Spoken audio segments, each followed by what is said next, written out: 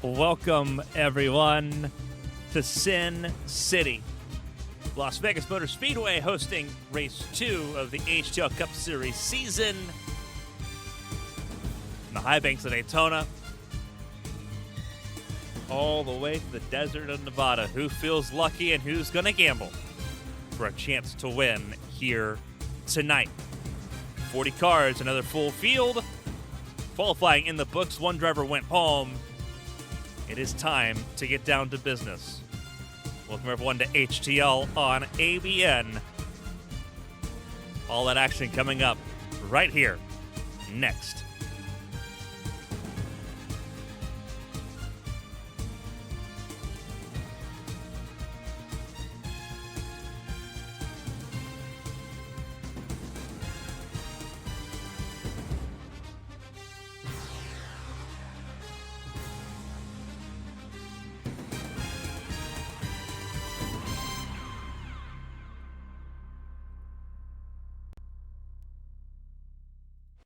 As we mentioned, qualifying in the books here at Las Vegas.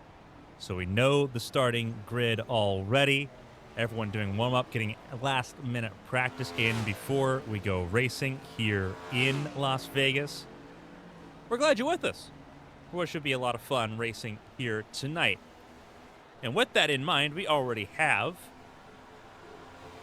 the starting grid ready to go. So let's go ahead and jump into that starting grid.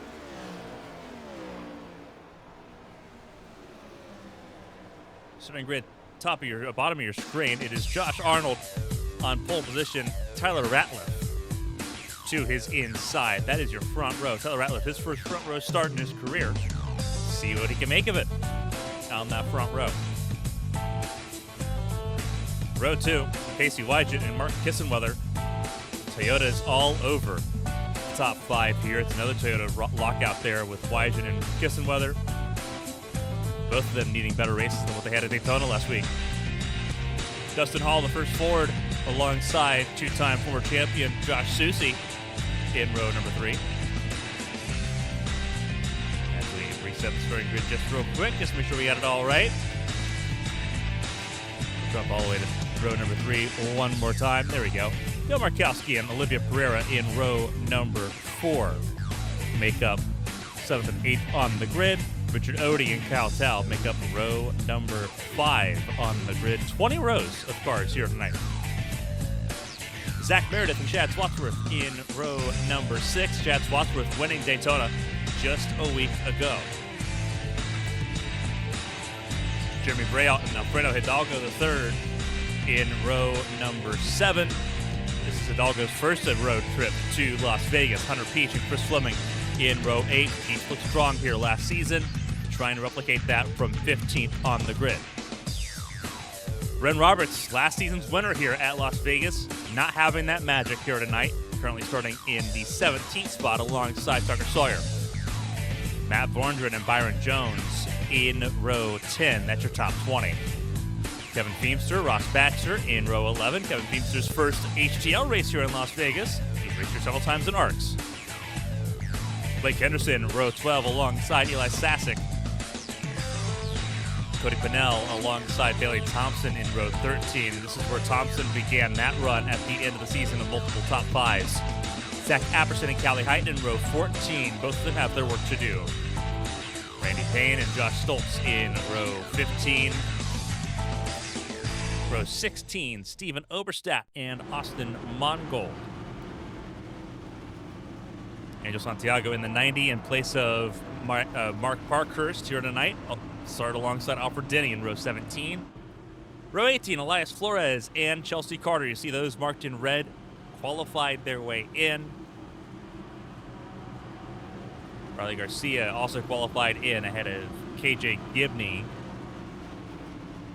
Dean Clavitt ended up falling out of this race, being one of the lowest qualified open cars in the field. Patrick Oberstadt will instead be joined by the car that started behind him. Gary Donaldson did not set a qualifying time, but is chartered.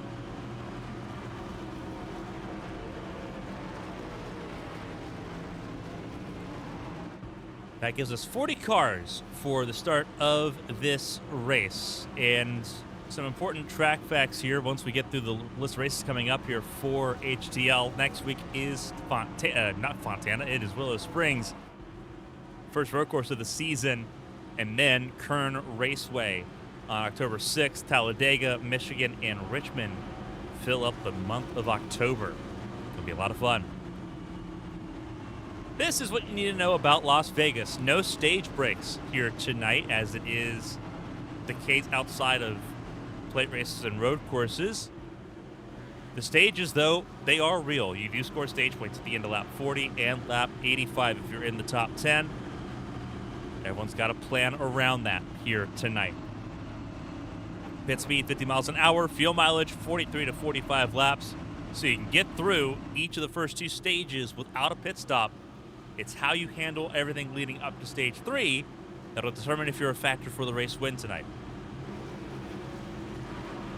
1.5 mile racetrack, 29 degrees of banking as we get ready to go racing here tonight.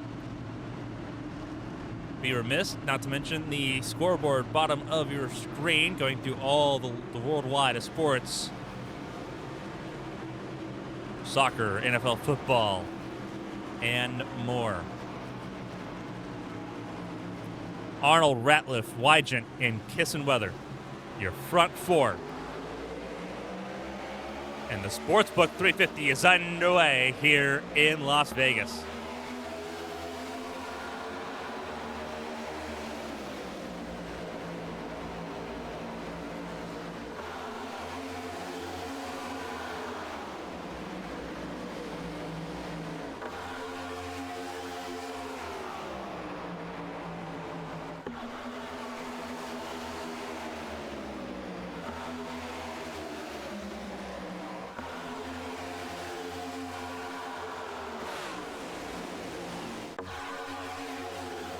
Lap 1 already in the books. This could be a quick race. It's a lot different already than what we saw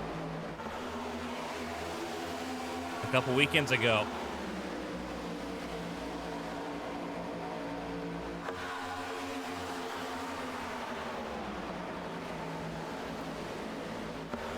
Even more different than what we saw with the last HTL race we did here last season.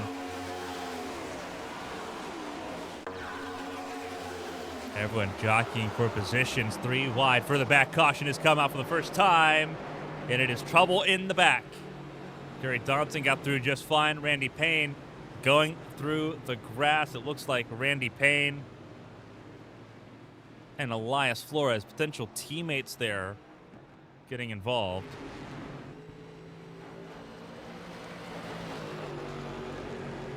There's Randy Payne.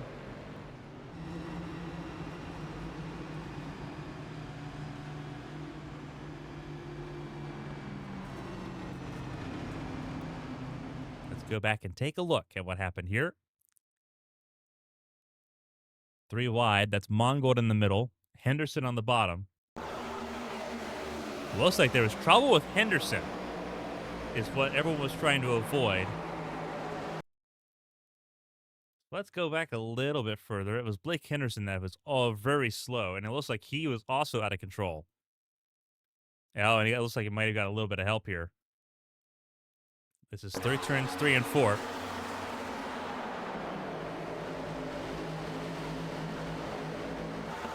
Yeah, touches the white line, gets loose. A little bit of help from Cody Pennell at the very end. Everyone trying to avoid him. And that's where Mongold and Payne made contact there. And caution comes out for the first time tonight.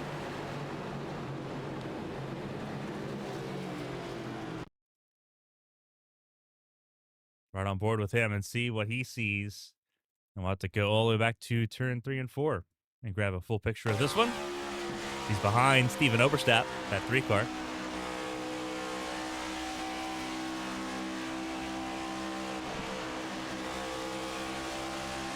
There's a little tap.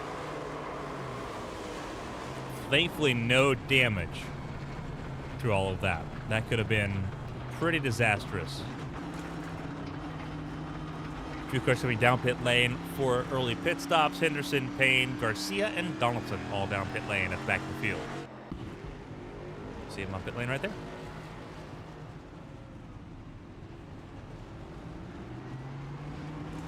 So the top four as they were. Lights still on the pace car despite us being double file, which means we got at least one more lap of caution here. Josh Arnold, your race leader at the moment, ahead of Tyler Ratliff. His best qualifying effort in HTL so far. Casey Wygant in third. Mark Kissenweather in fourth.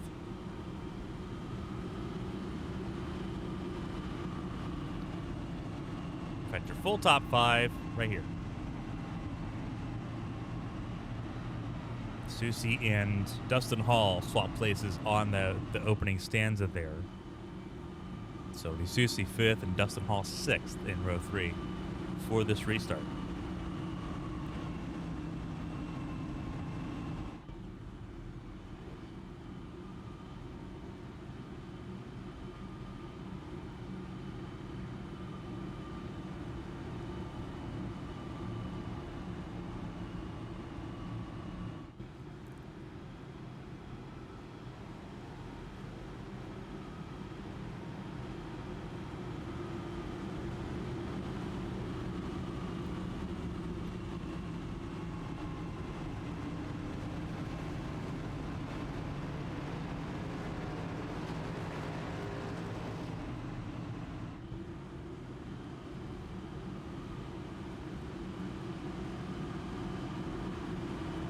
Down the pace car, which means we go green at the end of this lap.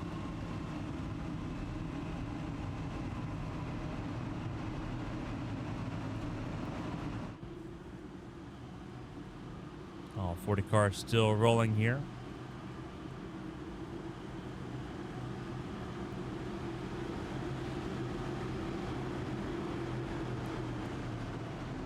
Glad you're with us here for Monday Night Racing.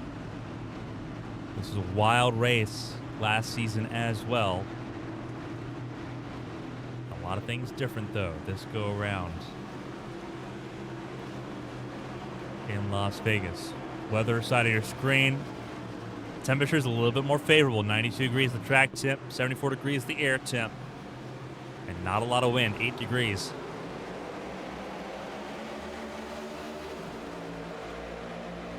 Green flag flies and away we go. 8-mile-an-hour winds. Mostly crosswind here at Las Vegas. Pans out pretty well. Arnold with a great start there.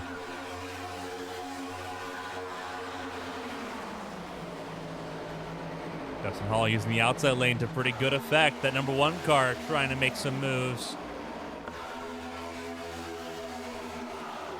Up to third, looking to the outside of Kissenweather in that number two. Casey Wygant goes up near the fence. Nowhere for him to go. He thought about putting it 3 wide, but the door was not open.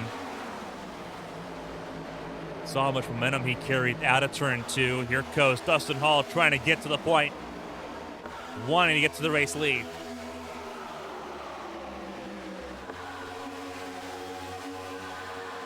Toyota's all around the top 5 except for the number 1.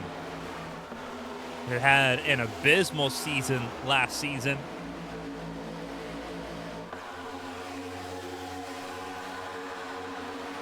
Qualified well, very rarely raced well.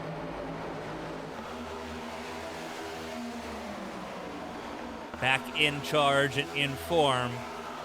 Number 1 car is here to play. Single file, the first 7 cars. I think that first 8 Ferrari's gotten around Hidalgo. And it'll be Cal Tao trying to do the same from the outside lane. And he will. Hidalgo falling backwards quickly, qualified well. Got a pretty good jump on the early go. Still up 4 spots from where he qualified, but struggling to maintain that position. That is the 33 of Dale Markowski on his bumper. You have the 18 debutant, Chris Fleming. The car was driven by Lily Sharp a week ago in a single car effort to try to make the Daytona 500, failed to do so. Fleming now has that entry for the season. So we have another Ford in the hunt.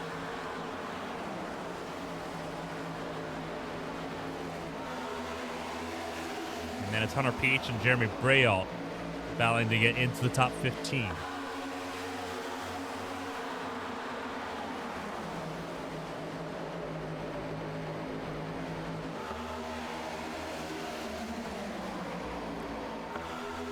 Still a lot of double file racing going on at the moment. Everyone jockeys for those positions. Dustin Hall, meanwhile, now under pressure from the 00 of Pacey Wygent. Hall is stalled out a little bit behind Josh Arnold.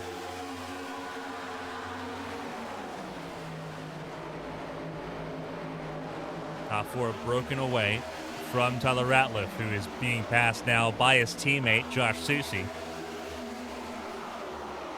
And Ratliff not going to make that too difficult. Swathworth trying to make his way through. Your points leader going into this race. Loving this new lease on life. Already a race winner. And he's going to get around the 54 of Ratliff as well. Ratliff down to 7th after starting on the front row, trying to over-under the Daytona 500 winner. And caution's out second time. And it looks like it is Dale Markowski that has had some sort of issue, and he is backwards in the fence.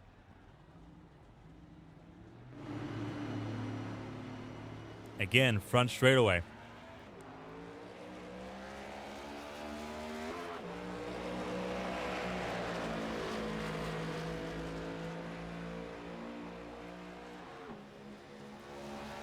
So let's take a look at what happened to Dale Markowski with South Carolina Beagle Racing and Team Ralph. This is interesting. So it looks like a lot going on here. My concern was behind Markowski. This was Pereira, Roberts, and the 19 Hidalgo. I think we might need to back this one up a little bit just to kind of get the full picture. 100% we do. Pereira up near the wall. And just never gets it back.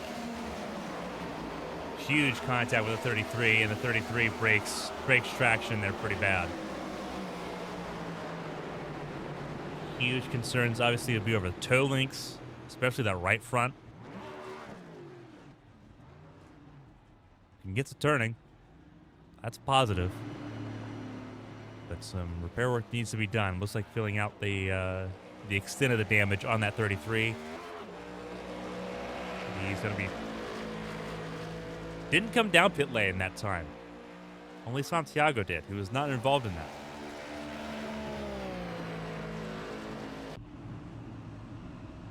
See Markowski still on the racetrack. Angel Santiago filling in for Mark Parkhurst. And Coast to Coast Racing number 90. Santiago intended on taking more of a team owner role for Coast to Coast and stepping back from those regular operations. Parker's unavailable tonight for personal reasons. Santiago, who is planning on racing in the 26 car tonight, abandoning that car to race in the 90. We'll keep that car in the hunt points-wise.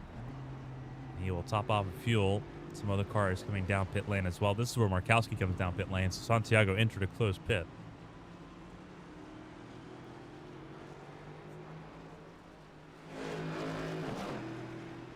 Henderson, Garcia, Markowski, Santiago, and Donaldson down pit lane again, topping off of fuel for most of them.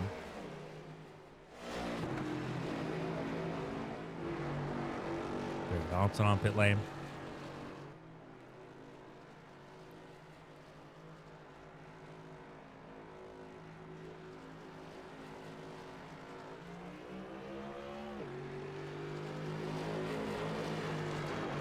Saw for a moment Dean Clavitt, the one that failed to qualify for this race. First time in his career he's failed to qualify for an HTL event.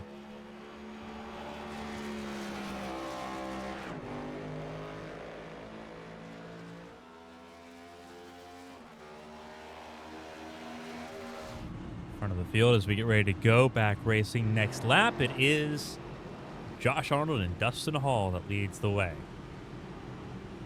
Arnold chose the outside lane, put Dustin Hall on the bottom. See how that plays out.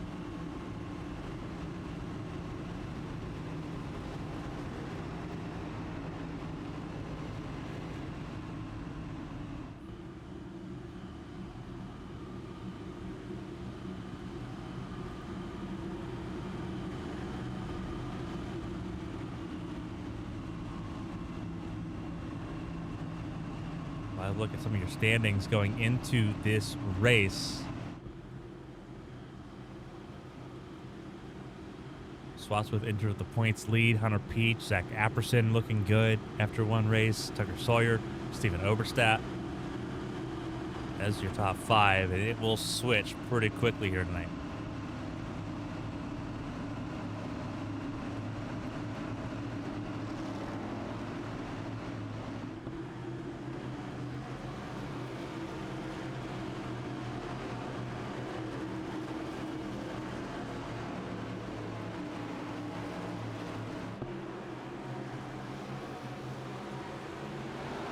Flag flies. Away we go.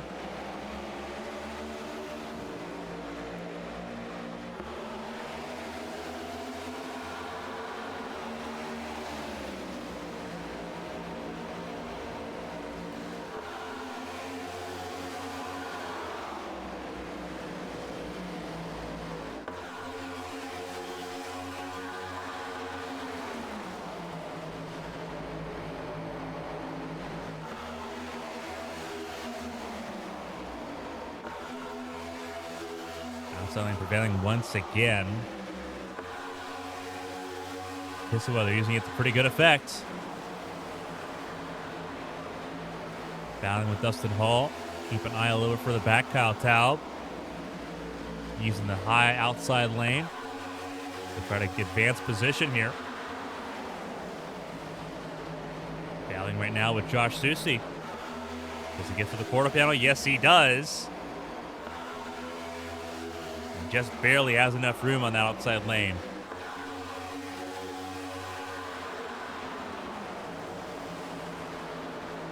Looks like the outside lane looks a little bit better out of turn 3 and 4. And it did out of turns 1 and 2, but Taub's got the door open to try to run around the 2-time champion. Stage ends on lap 40, but we do not have stage cautions here at Las Vegas, so we keep racing. Trouble, Byron Jones. Latency for Byron Jones. He is out of the competition as it sits. Completely blinked out.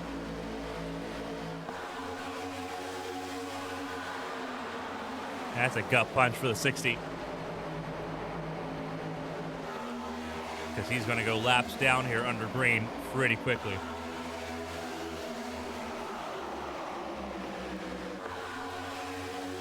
Byron Jones' teammate, Zach Meredith, still pushing forward, trying to use that outside lane against Tyler Ratliff.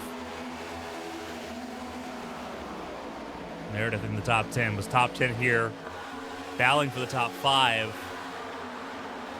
last season.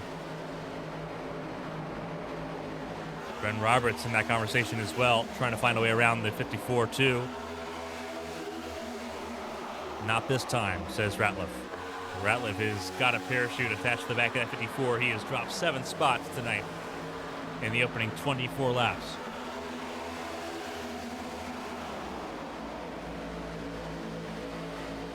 Only 2 people have dropped more, and both of them have hit the wall, and that is Pereira and Markowski. And him tagging the wall here, entering turn 3, not helping his case.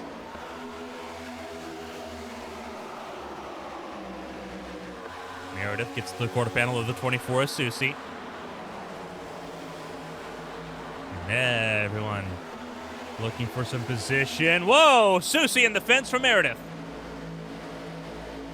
Meredith got loose and wiggled up. You saw it happen live there. Susi nowhere to go. Got tank slapped into the fence in turn 2. Susie not going to be happy about that. He's dropped down to 18th, 19th, 20th, and falling. And if something could be seriously amiss in that 24 car. And unfortunately, he is completely blockaded from getting to the pit lane if he needs to. I think he's going to be able to get to the inside lane this time. No, could not do so. He is just struggling big time. Something seriously amiss in that number 24. We do have an onboard of Josh Susie. We have a helmet cam of Susie as well. This is on board the 24.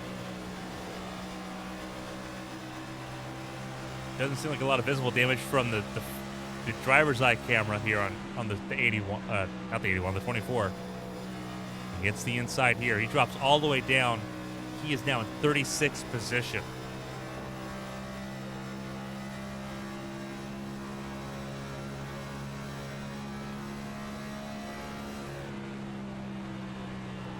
Not a great time for Susie, but he is still running.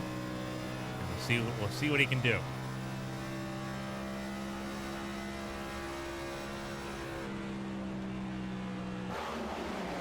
Close to the front of the field. Meredith still trying to move forward, now working on Cal-Talp.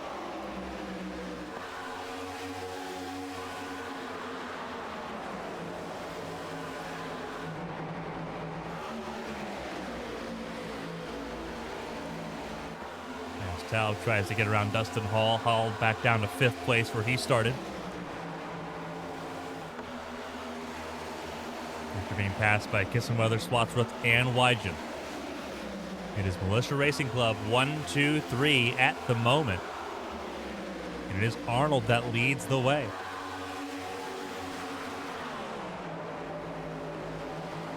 It's Toyotas 1, 2, 3, and 4. And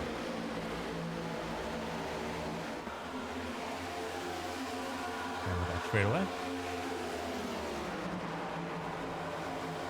As we complete lap number 30 here in Las Vegas. All 40 cars still rolling here, and it looks like that includes Byron Jones.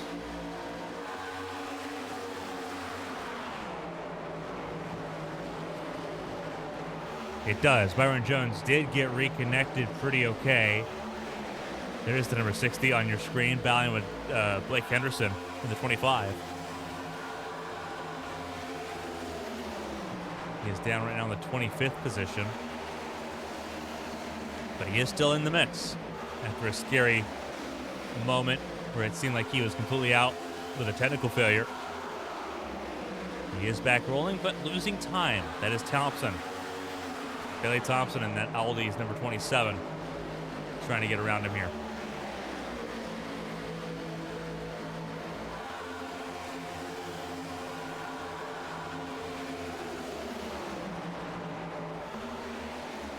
Arnold leads the way over his teammate Mark Kissenweather. Swatsworth with a mirror full of pacing Wygen sits in 3rd. Dustin Hall behind Wygen in 5th. Kyle Taub, Zach Meredith, Tyler Ratliff, Bren Roberts, and Matt Borndren. Rounding out your top 10. Borndren, your highest rookie in this race so far.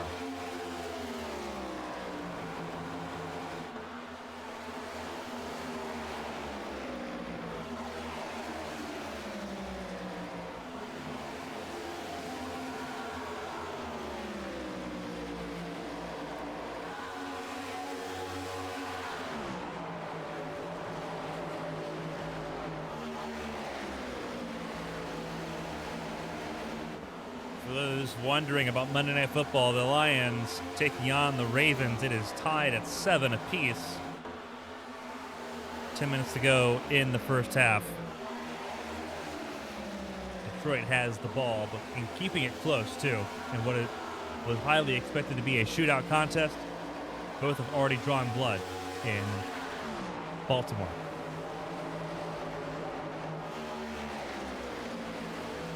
Keeping an eye on that game throughout the night. A lot of fun. And what is a wild week in the NFL.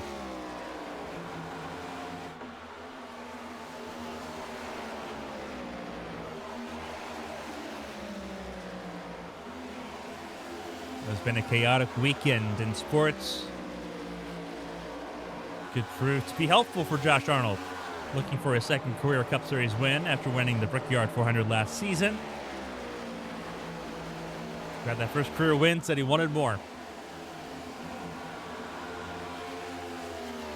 Spoke to Arnold and Kissenweather briefly going into Daytona for the 500. They felt optimistic with how this season looked for them. They weren't bad last season. Kissenweather with 3 wins, Arnold with the win, Swatch with the 2 wins.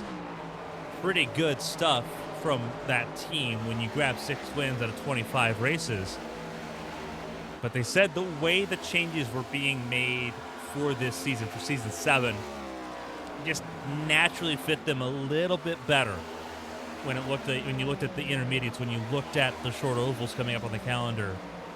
It fit them just a little bit better, fit the driving styles of the team a little bit better. And you're seeing that all 4 cars in the top 6, Kyle Taub not excluded from that. And they're showing every bit of what they were thinking was true, at least early on, as we approach 2 laps to go in stage 1. Josh Susie, I believe, in trouble. Yes, in big trouble on the front straightaway. Day going from bad to worse for the 24, and this is just him getting loose and running through the grass.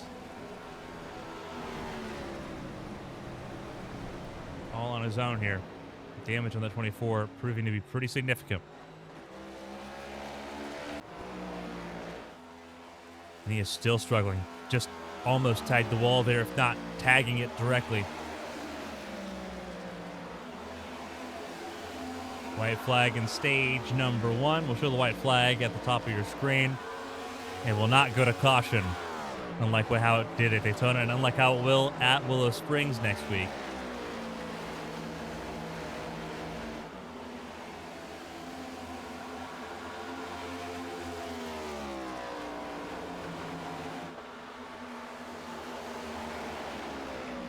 It will be Josh Arnold, Mark Kissenweather, and Chad Swass with a 1-2-3 from Militia Racing Club. Maximizing some of the stage points. Kyle Taub in the stage points as well. 6th place for him. Behind Pacey Wyden and Dustin Hall. Meredith, Ratliff, Borndren, and Bryn Roberts, your top 10 in stage 1. As Taub, after the stage, finally makes his way around the 1 of Dustin Hall. Now remember, pit stops begin pretty quickly here. Fuel mileage 43 to 45 laps. We've had a couple cautions.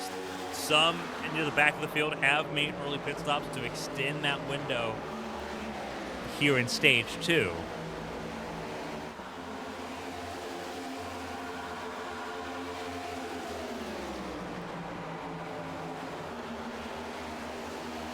Those pit stops are becoming pretty quickly. We'd say that window with the cautions probably extended. I would say your lower end is extended maybe to lap 46, lap 47 with the 2 cautions we have had so far.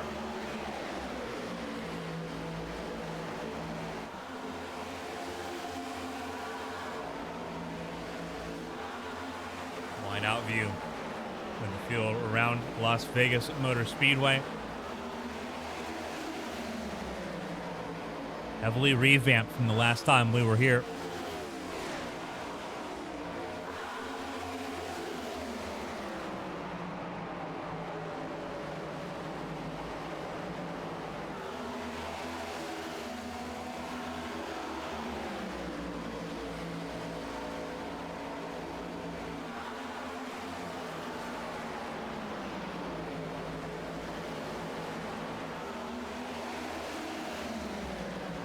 I will say off the bat here, we are being treated to a way better race than what it was last season. This race last season started off very sluggish with multiple crashes.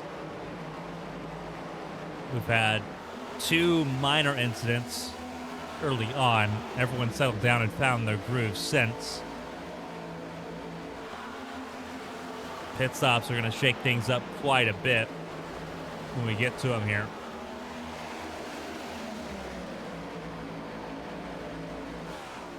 But exciting times here in Las Vegas. A lot of battling going on.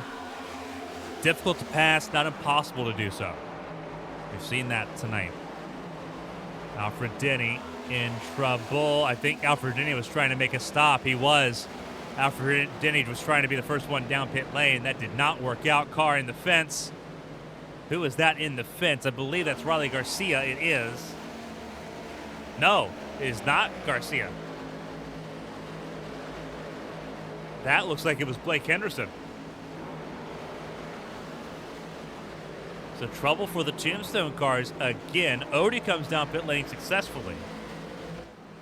I think the conversation was who was trying to come down pit lane. Henderson will... That almost looked like speeding. Chelsea Carter comes down pit lane as well. A lot more cautious.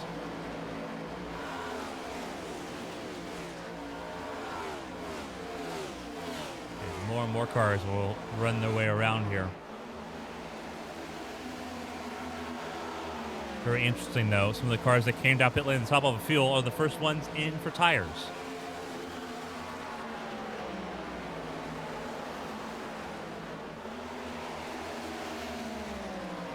Fuel going a little bit longer here.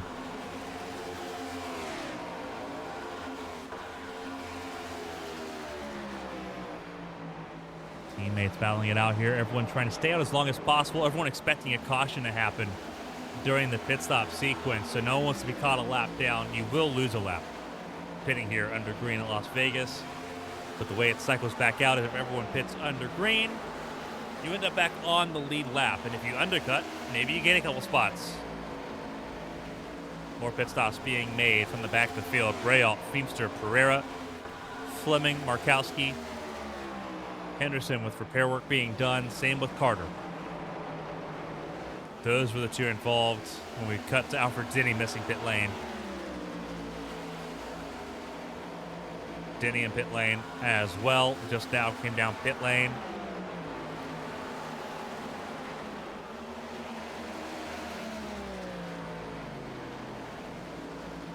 Very busy. Kissenweather, Peach, Forringer, and Baxter Height all down pit lane.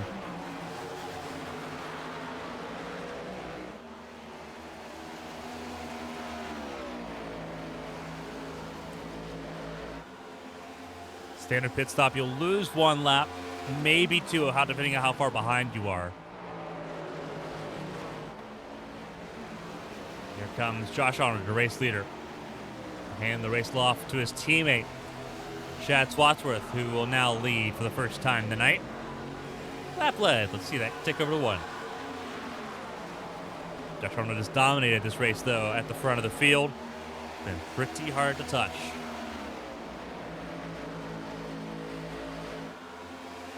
See how it plays out as these pit stops continue to cycle around. Swatsworth comes down. Wygent also comes down. So from Militia Racing Club to Militia Racing Club, Kyle Taub, your new race leader, ahead of Zach Meredith and Dustin Hall.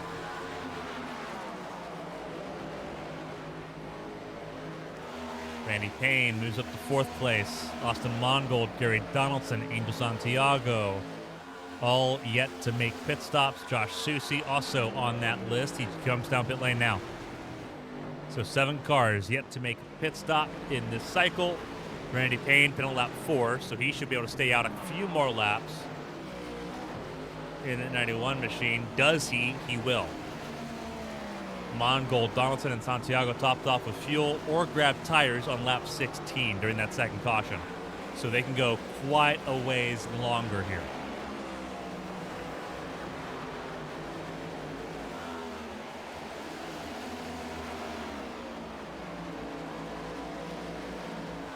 There is 12 Arnold, who comes out of pit lane behind Kissenweather. Kissenweather, once everyone makes pit stops here, Kissenweather will end up as your race leader over Arnold. That undercut serving the two well. That was a 1-lap undercut, too. Not by much, but enough.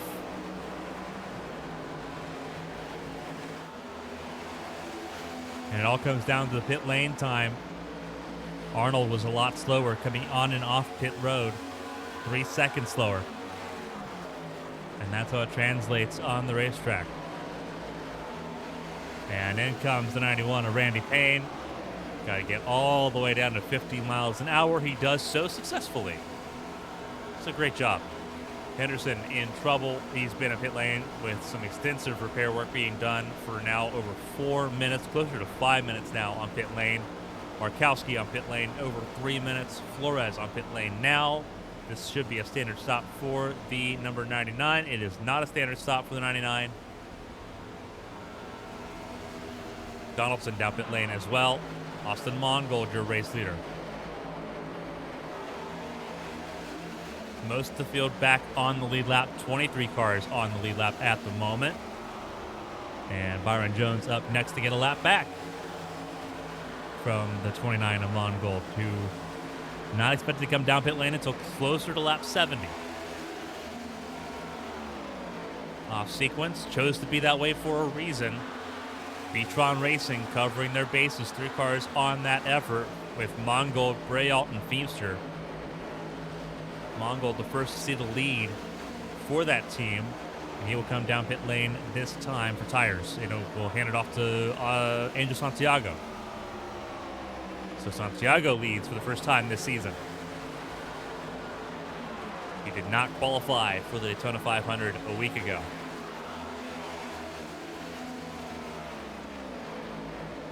Gibson Weather 14 seconds behind Santiago. And closing.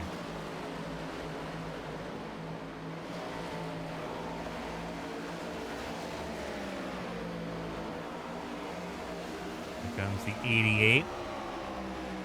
Trying to get a lap back. That is Patrick Oberstadt, who will blaze on by.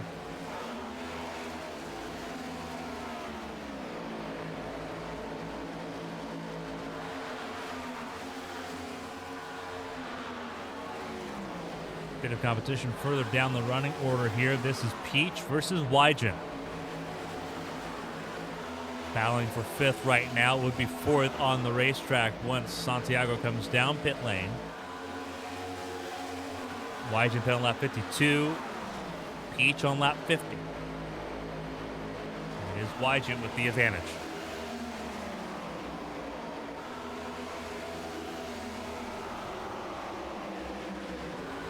Some big-time movers in the field. None more so right now than Callie Height. Number 87. Ran well here last season. Got turned by Bren Roberts late in that race and never recovered. Right now sitting 15th on the racetrack. That will become 14th when Santiago pits. Showing once again Las Vegas pretty strong. For Valfreya Motorsports, that Chevrolet. Pushing forward after starting pretty down the order, down in 28th. Was not what she was expecting here tonight in qualifying, but has turned it around pretty quickly in race pace. Trying to catch up to Cody Pennell while trying to waltz away from Richard Odie III.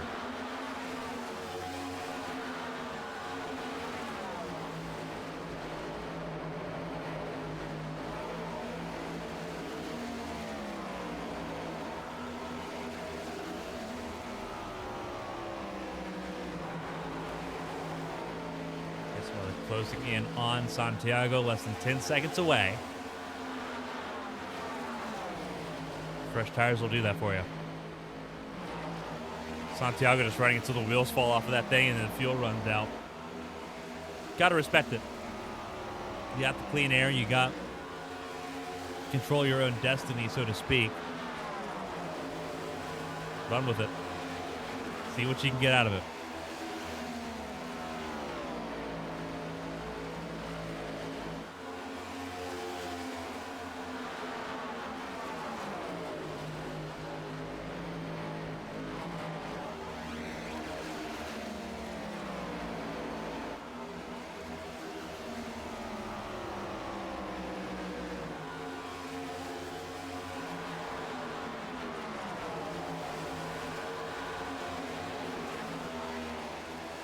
More battles happening right here, just on the fringe of the top 10. This is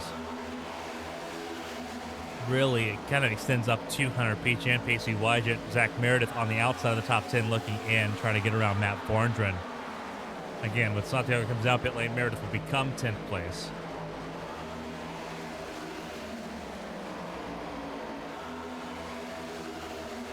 We do have our first retirement. Chelsea Carter officially out here in Las Vegas. Our first retirement, only retirement so far officially. Blake Henderson's been on pit lane 10 minutes. His race effectively over, but we won't count it as retirement because he could come back on the racetrack.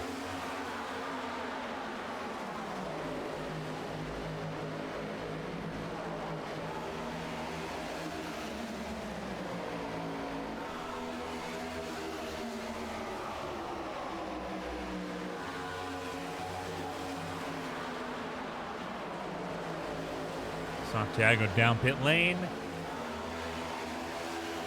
And the order has been restored on lap 66.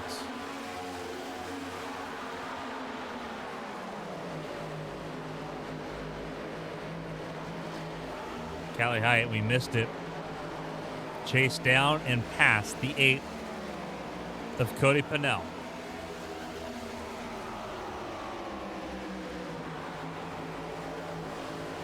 Up to 13th place now, 15 spots gained so far in this race. Patrick Oberstadt, second most. He's down to 26 right now after qualifying poorly. He is in 26th, up 14 spots at the moment. Those are your two biggest movers as things sit. Caution has come out, and it is for Kyle Taub. Kyle Taub, and I believe that was Josh Susie, who was wrong way round. Indeed he was. Third caution of the night here in stage 2. Over 50 laps, green flag running.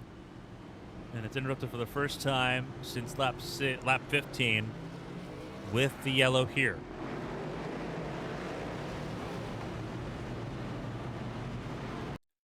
Let's take a look at what happened. This is Susie. He is well loose. This is in 3 and 4.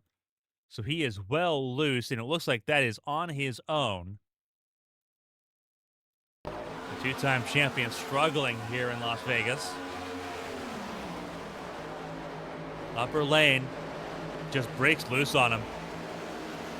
Huge hit. That's Swatsworth. Oh, a huge hit. That was Kyle Taub. So two of the Militia Racing Club cars slam into that 24 car. Heartbreaking there.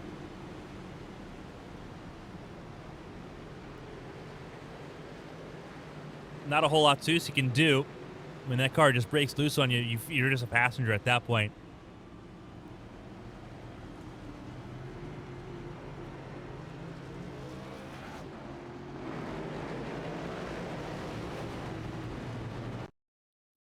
And that's a heartbreaker for Kyle Taub. Know where he can go here. He sees smoke, see smoke, see smoke. You don't want to hit the car that's right in front of you. He tried giving space and ended up down pit lane, and thankfully, not far from his box.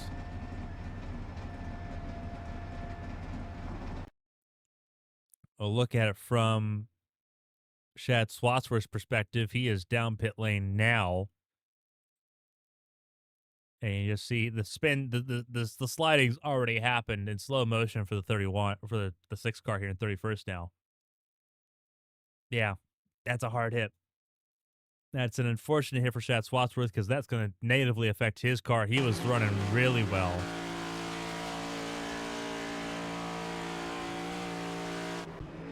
And is a day bad to worse for Josh Susie, who is now on pit lane in what could be a race-ending deal. Same with Kyle Taub. His day is officially done.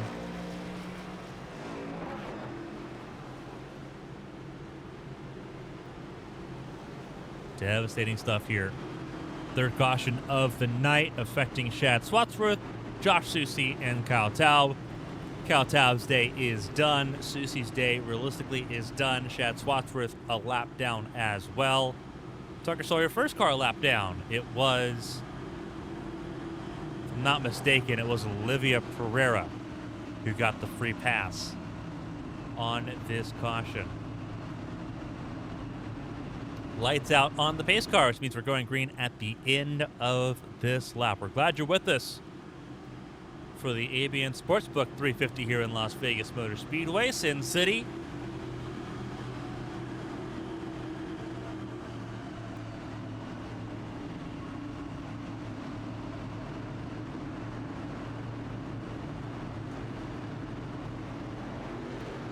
As you get ready to start lap 71 here in Las Vegas. It is Kissenweather and Arnold, teammates from Militia Racing Club, at the front. Now the lone two soldiers for that team, carrying the banner at the front. Green flag flies, and away we go. Great launch for Kissenweather. Arnold second, Randy Payne trying to get up there in the 91 car. Been impressed with that 91 the first 2 weeks of the season. Not afraid to put his car in some pretty dangerous spots, but also able to get that car forward in a heartbeat. Here comes Bren Roberts, though, last season's winner here in Las Vegas. He won in Atlanta as well. Everyone circled that 83 car, and Bren Roberts to be a contender this season. Won one of the duels to qualify in the Daytona 500. Daytona itself didn't go quite the way they were intending for it to go. But now you go to the controllables. Control what you can, forget what you can't. Bren Roberts on the charge. Here he comes. And he set the fastest lap of the race in the process and will not be denied. The 83 goes to the point. 29.44. His lap time is insane. No one even close to that time on the board. And he is going to be gone. Wild stuff there. Kissenweather, reminder, did not come down pit lane under that caution. Stayed out on lap 50 on those lap 50 tires. Arnold and Randy Payne also did the same. Everyone else came down pit lane when we were under that review for that third caution. So they're going to fall backwards. That was the intention. Because again, thinking long-term game, there's no caution at lap 85.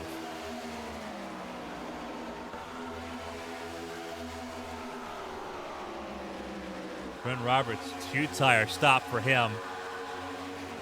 And he set off like a rocket. Wygent took 4 tires on his stop. And is not really catching up to him right now.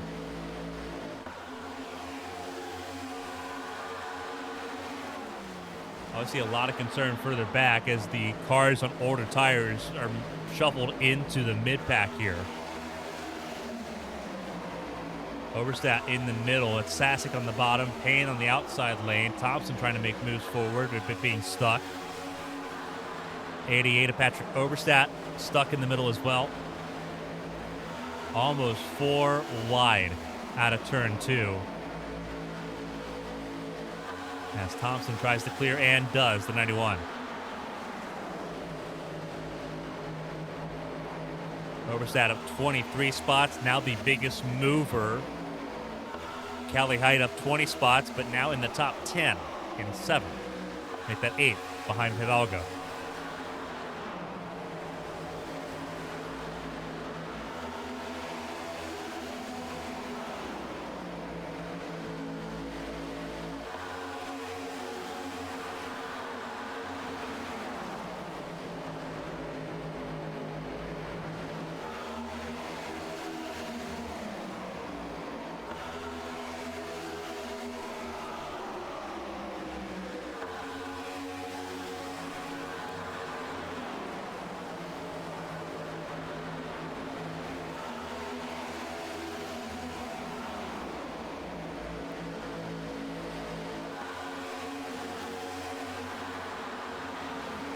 Jarvis, Pacey Wygen at the front. Matt Vorndren up to third. As Mark Kisselweather struggles. Trouble. As Callie Height in the fence. I believe contact with Cody Pennell. Both of them dropping like a stone.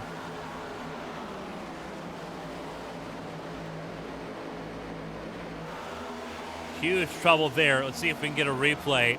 Caution avoided, but trouble for the 8 and the 87.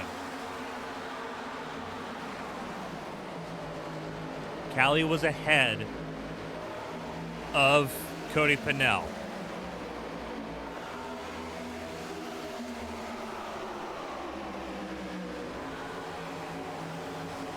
Take a look here. This is instant replay. We'll keep the scoreboard up and running so you can see real time where everyone's at.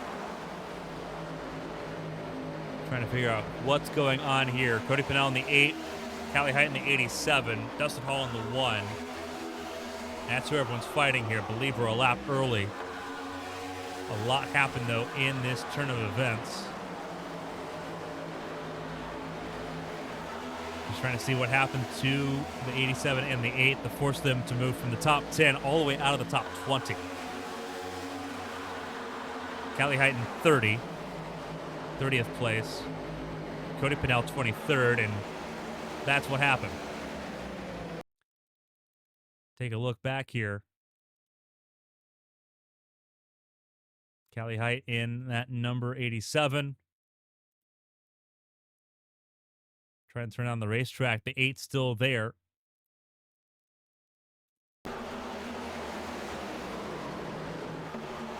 Easily could have been a caution there, but wasn't for both of them.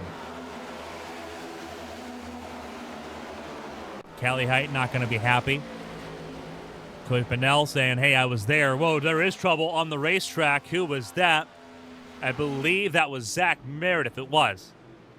So back right in the nick of time. And that was out of turn 2 for the 17 of Meredith.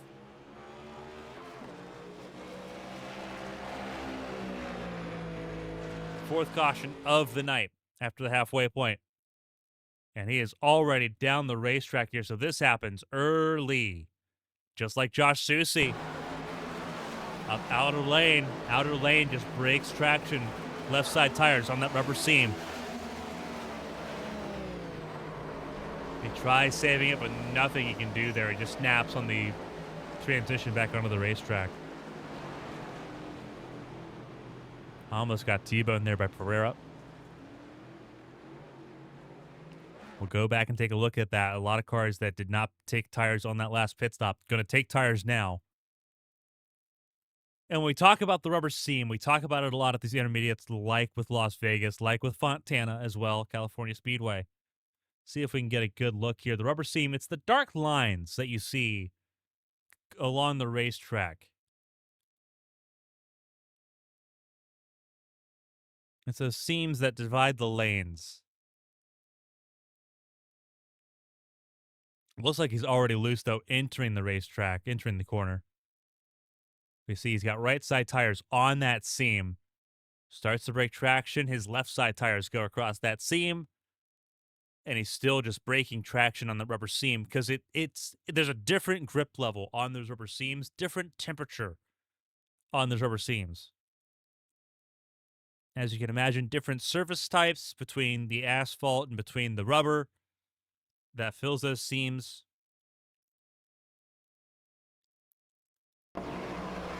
Creates differences for the tires that are super sensitive. Super sensitive in open wheel cars, super sensitive in stock cars. When you're trying to maximize grip, the running your tires along those seams are not the answer. If you're on those seams, you want to sort of straddle it. You almost want to have the seam to the right of your driver's seat on a normal basis. But you want to be able to see it in front of you. You want to be able to see it center line to the car. And that's just not how it played out there. So real time. Meredith coming down pit lane for tires because his are shot. And again, people gambling strategy-wise. Austin Mongold, the only big gambler here, came down pit lane on lap 68, that most recent caution beforehand. Stays out here. He's the only one to do so.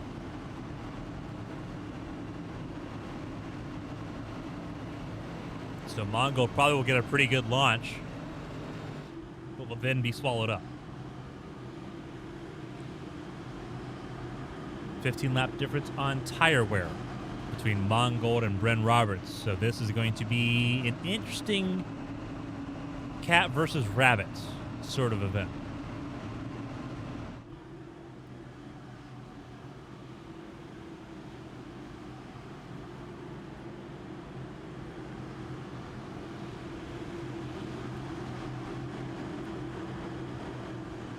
Mongold's second time out in front today. Henderson confirming day done for the 25.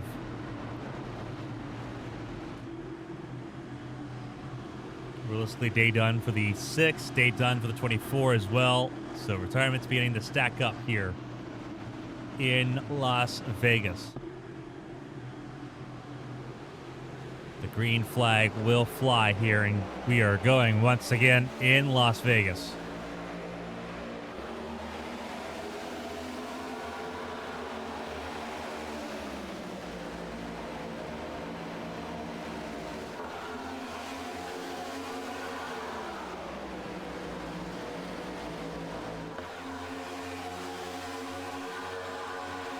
As expected, Mongold a good launch.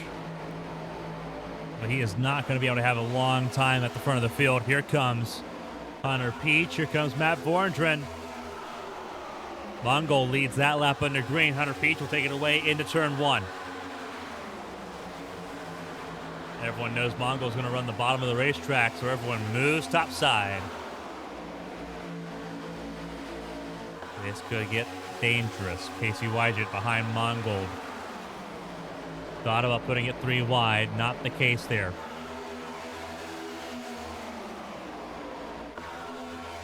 '54, Tyler Ratliff back at the front of the field. Should not be a surprise. This is where his first top 10 in his HTL career came from. Something about Las Vegas speaks to that 54 car. As he gets around Mongold here for 4th.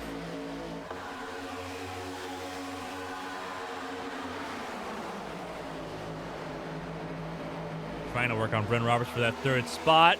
Might get it. Does get it, but it's going to be close. And caution is out, and it's for incident troubles behind Tucker Sawyer and Josh Stoltz. Looks like the 95 in trouble.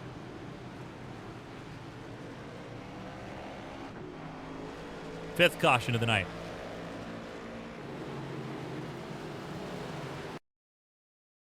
And let's see what's going on here. It's a 19 Hidalgo on the apron. Below the white line. I believe that's Markowski. No, that's Denny. That is Denny in the not Denny. That's Gibney. KJ Gibney in the 31. I don't know why I read 21 on that. What happened here? Oh, Hidalgo got loose. Did he get help? Or was he just loose from the get-go? Chopper Cam, help us out, please. We'll go quarter speed. Hidalgo in the 19. Baxter in the 38. Hidalgo gives a big bump to Baxter into turn 3. Does Gibney help him out?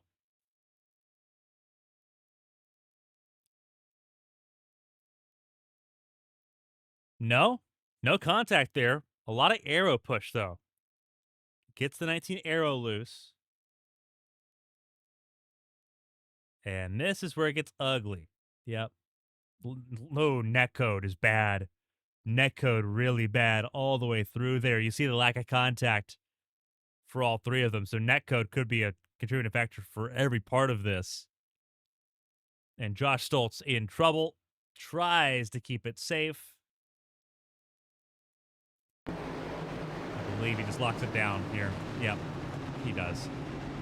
Everyone gets through it. A little bit of damage there for the 31, the 19, the 95 involved in that through netcode. But that could have been a significantly worse accident. We've seen that a couple times tonight. Accidents that could be a lot worse. Markowski's crash being one of them. All that could have been a lot worse and wasn't. So net code, the main attribution for the 5th caution of the night. It affects the 95, the 31, and the 19.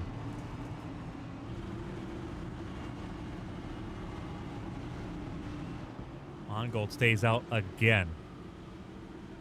Still not coming down pit lane here. Your top 5 after 90 laps here in Las Vegas. 56 laps to go. Step aside for a 30-second break and come back for more action from Vegas.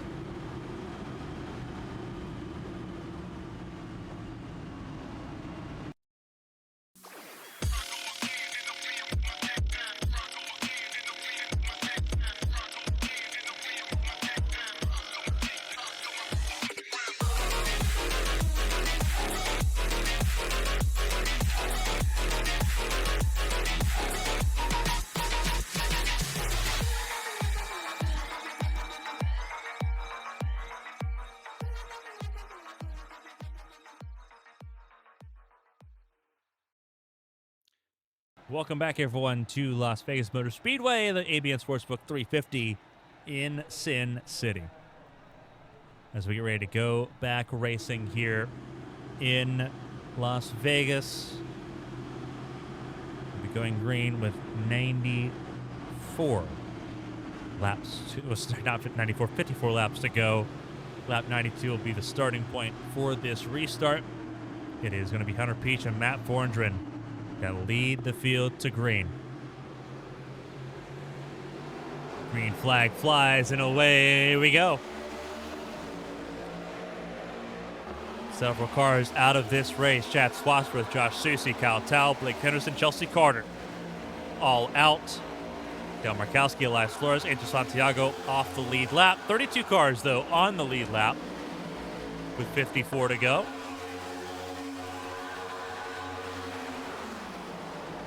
For those tuning in alongside Monday Night Football in Baltimore, is even Stevens halftime. 14 apiece between the Ravens and the Lions. But they're in halftime now. And trouble! That was Ratliff that got in a huge amount of trouble. Car is spinning. And caution is out. And that's a 74 of Braille that was spun around backwards. But that was the 54 of Ratliff that got loose and checked up everyone at the front of the field.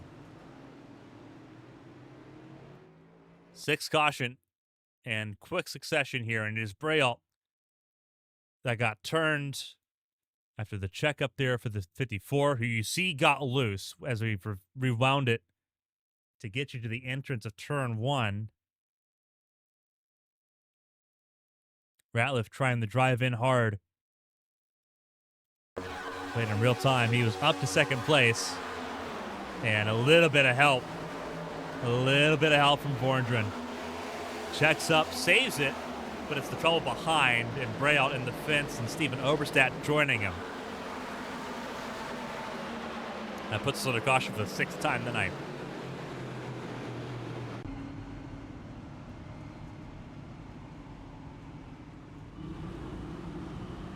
The trouble for Jeremy Braille, who now sits 32nd. This does help out Angel Santiago, who will get the free pass. And we'll get one of those 2 laps back. Sorry, he's 1 lap down, so he'll get 2 laps back. He'll be back on the lead lap, excuse me. I was looking at Flores, who is 3 laps down. Split strategy call here with 50 to go at the line.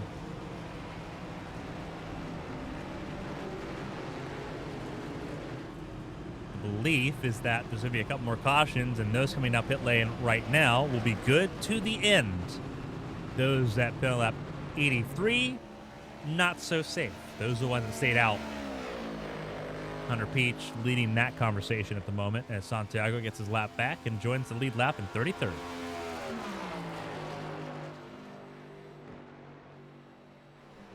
And he will come down pit lane as well.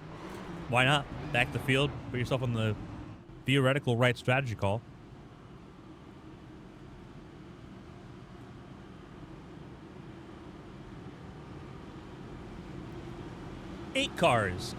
Not 18 cars stayed out on this caution from Hunter Peach to Olivia Pereira. So the likes of Pacey Wygent has some work to do if they're going to try to get to the front of the field. But obviously the intention is that if this race goes green, they've got a better chance of making it than those that stayed out. See how this plays out, though.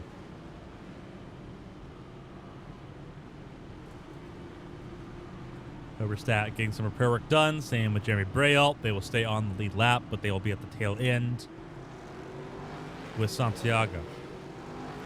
Lights out on the pace car, which means we are going green at the end of this lap with less than 50 laps to go here in Las Vegas.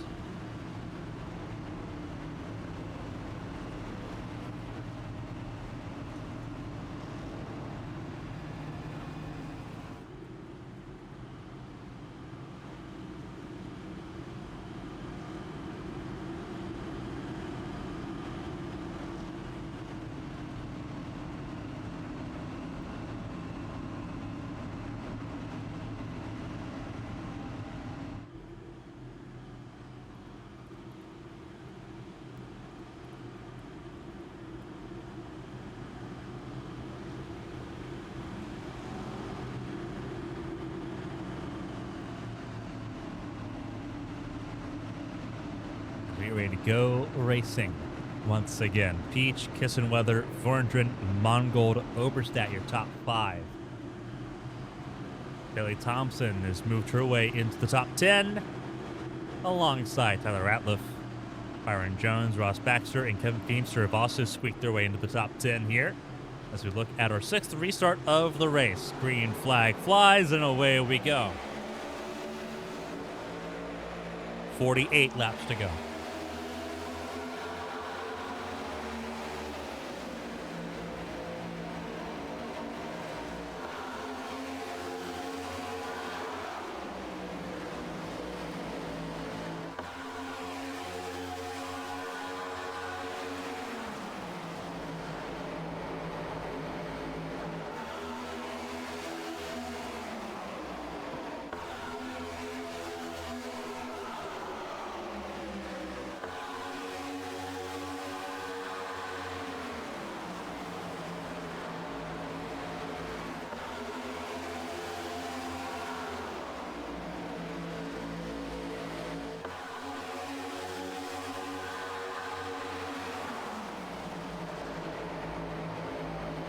Leads the way.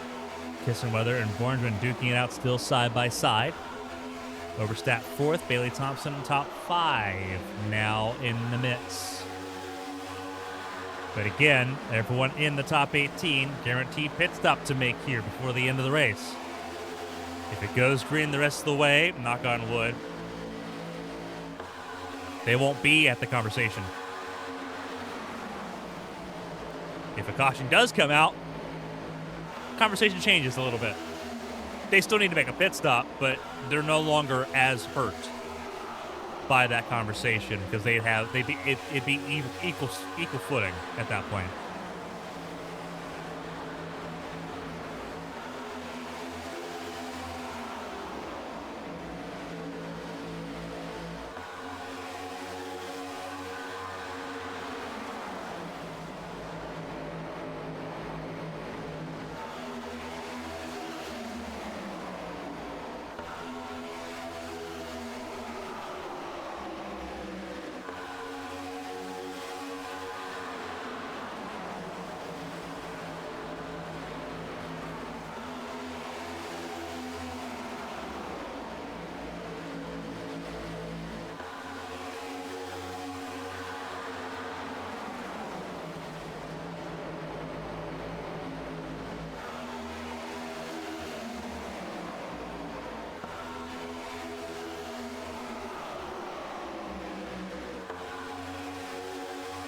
Field spreading out a little bit now.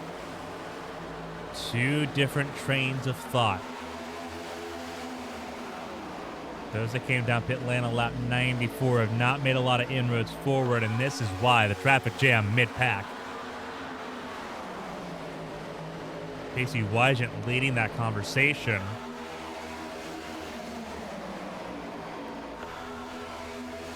In the middle of no man's land, Eli Sasek and Josh Arnold also on that conversation on that strategy call. Callie Hyde as well. Fourth in line on that strategy call at the moment. So the 87 could inherit some stuff here if this plays out correctly. Car in the fence, that was Cody Pennell. A little bit of puff of smoke, and whoa! Car moved out of the way. And I believe, if I have to look back here, would have to say that that might have been Elias Flores, and it was. It was spun backwards. That was not who was initially in the fence. The car initially in the fence, not Zach Apperson, it was a Napa car. I'm trying to grab some bearings on.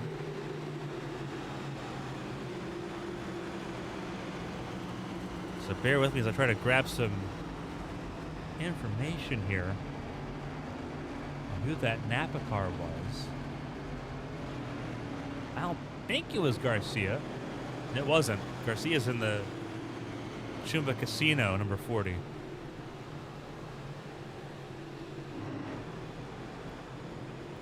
Let's see who was in that Napa car. We saw the Napa car for a brief moment.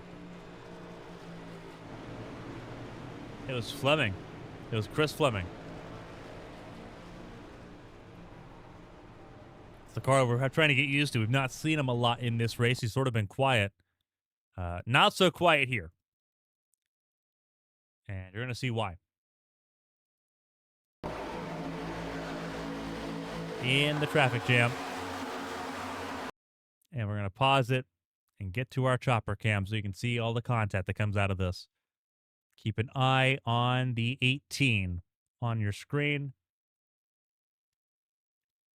because he gets a little bit of help. A little bit of neck code, courtesy of Callie Height. Eli Sasek has to hit the parachute pretty quick. And unfortunately, nothing that Fleming can do. He's just trying to save the car. Clipped Santiago and got drilled by Flores. And that car pretty well destroyed. He knows it, gets it off the racetrack, and ultimately has to have that car pulled to pit lane. Which is where he's at right now.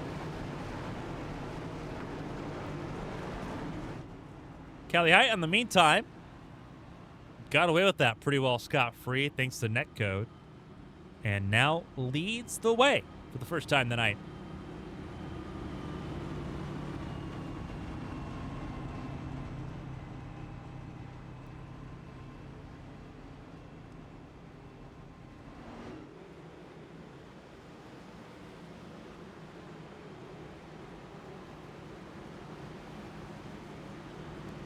Less than 40 laps to go. This was how the race last season started, with cautions pretty quick in succession. Not surprised it sort of reared its head again, but this time it's more out of driver error than anything else. Last season it was a combination of track conditions, networking issues, and just a bunch of new things, because we had just gotten a refresh on this car, the Gen 7 Cup car, and everyone was trying to figure it out. That is not the case here. This car has not changed significantly over the last couple months, so everyone's had some time to figure it out. Now it's just a little bit of overdriving. That is not going to get better as the laps tick away with less than 40 to go.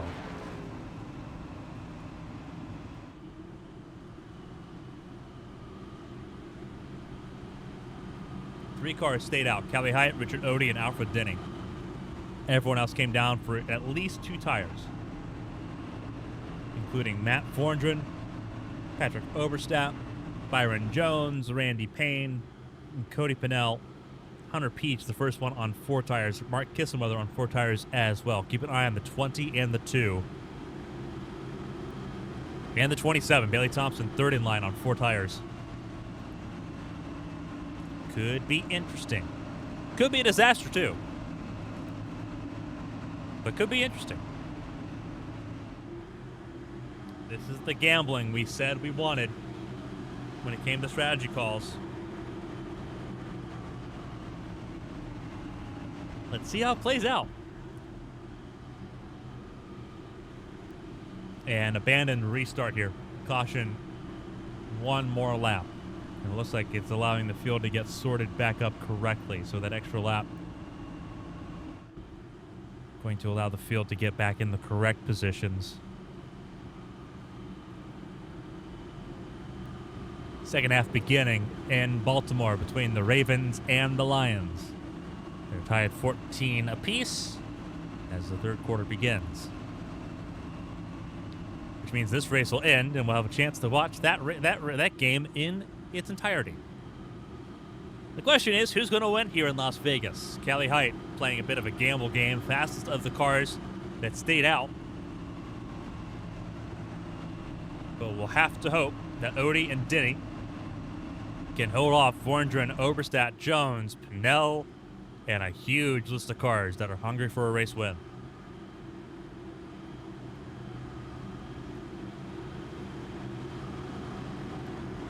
Carolina Beagle Racing all over this top 10, the 81, the 88, the 8, all in that conversation. They felt that they had the best chance to win Daytona a week ago, and that's just slipped away from them in a massive way. Trying to rebound here at a track they won at last season would be a nice consolation. Still so many miles to go. Green flag flies, and away we run. Callie Height, great jump. Same jump for Alfred Denny. And they'll get clear. Now it's about keeping everyone at bay. Odie slowed down that outside lane pretty significantly. Very cautious restart on old tires for the 78.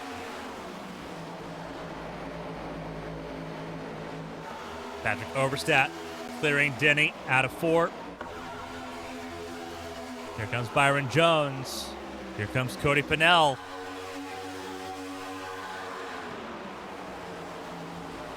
Callie Height has clean air. Clean air's been the equalizer for so much of this race.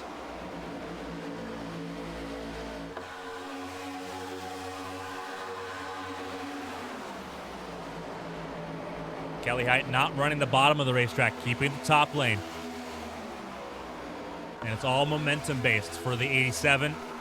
She knows the mistakes she made last season when battling Bryn Roberts in a very similar spot at a very similar time. And these two, no love lost between Callie Height and Patrick Oberstadt. These two have had run-in after run-in last season. And now they're battling for a race lead and a potential race win.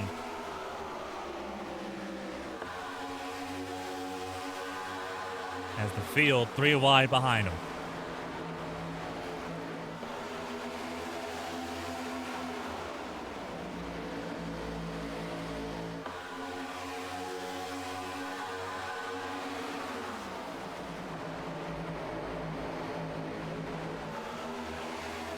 Patrick Oberstadt gets to the inside lane. Side by side at the line. Oberstadt leads that lap. And they wreck behind. Does the caution come out? Yes, it does. Caution's out. 7th time. Baxter, Braille, the epicenter. Oberstadt the leader. Callie Height in 2nd. And you can see the smoke billowing from the 38 car. Day done. Bailey Thompson looks like also involved. in the 27, and that's going to negatively impact her day. And you can see that car, no steering at all in the 27 car, so hard impacts in the turn 1.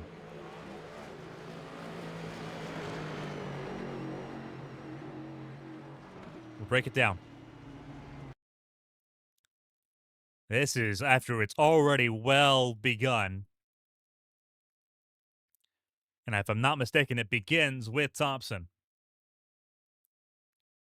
Or begins in this area with Thompson. So we'll break it down here. Let's go ahead and go to our good old chopper cam. And it actually starts, if I'm not mistaken, that starts with Richard Odie being turned by the 2 of Kissenweather. Back that up, please. Yeah, 3 wide. AB in slow motion, quarter speed. Pete goes to the inside of Josh Arnold. 3 wide. I don't think Odie's not aware that they're 3 wide. Kissenweather trying to give space, clips the 78. So that's not even on Odie to begin with. And Thompson's not going to have anywhere to go here. Slams the wall once with Odie. Oh, this is going to get ugly. As that Mongol gets lucky, Pereira gets lucky. This is where Baxter gets it. Gibney gets very lucky there. Huge hit, extra huge hit there. And no steering there for the 27, and no engine for the 38. Ooh, hard hit. Tire barrier, thankfully, on the inside of the racetrack. But no steering for the 27, so that is day done for Thompson.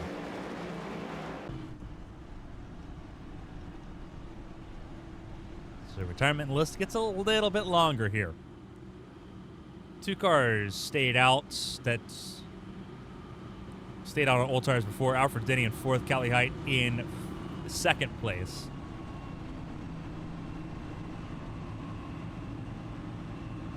Coming to 30 laps to go.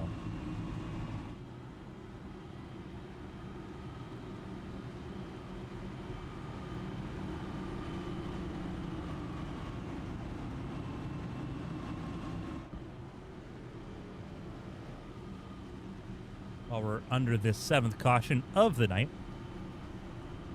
shout out to the ABN Champ Car World Series. Next broadcast coming up on Wednesday, 8 p.m. It is the California 500, the last Triple Crown race of the season. 3 races to go in that season as well. All that begins 8 p.m. on Wednesday. We're more than happy to see you there for some of the fastest racing on the planet.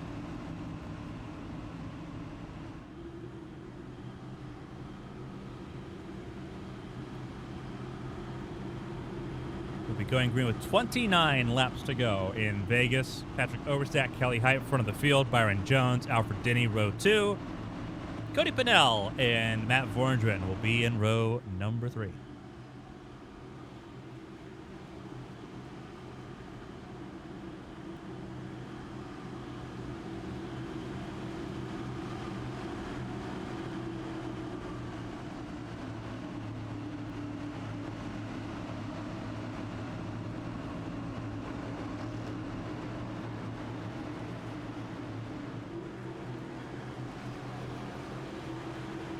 See how this plays out with the retirement list getting a little bit longer. Pace car is in, and the green flag flies. Away we go. Wheel spin on the upper lane once again. Patrick Overstat out clean and ahead of the field. Here comes Byron Jones. He gets clear.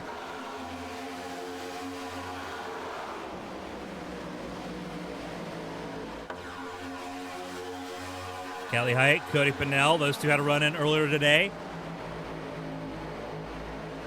Cody Pennell going to try to use those fresher tires to sprint away from the 87. Not the case. Callie looking for her first top 5 on an oval. Drifts up the racetrack. Not the way you want to do it there. 3 wide outside for Callie Height. Middle, Alfred Denny. Josh Stoltz in the inside lane for a moment. Has made his way into the top 10.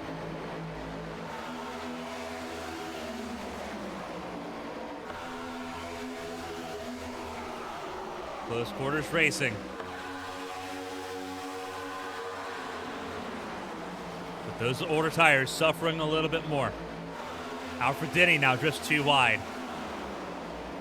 Almost contact between the 87 and the 21. Here comes the 81 of Vorndren. And the 00 of Wygen. Callie Height in the middle, 3 wide. This could get ugly in a hurry. Cody Pennell trying to chase down Patrick Oberstadt after getting around Byron Jones.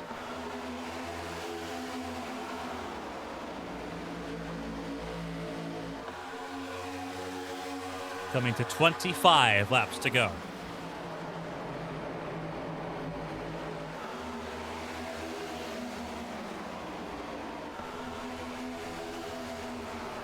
Caution's out, and it's Vorndren. Vorndren spins to a stop in turn 4.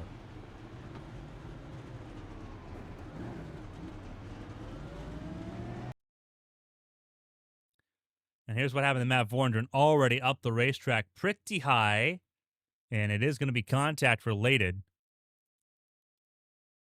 Is that going to be with Peach? Potentially. No, it's with Callie Height. Saves it initially. Oh, netcode with Ratliff sends him all the way around the other way. Once again, Callie Height involved in an accident there. Involved in one earlier with Cody Pennell. Involved with the one with Chris Fleming. That's 3 for Callie Height right now. Not a good look for the 87, who's fighting so hard to try to get a top 5 finish. But it has to come down pit lane anyway. We'll take fresh tires here. And we'll now have to try to charge from outside the top 20. Lucky Dog goes to, if I'm not mistaken, Jimmy Braille, the 74. Yeah, Jimmy Braille did get that free pass.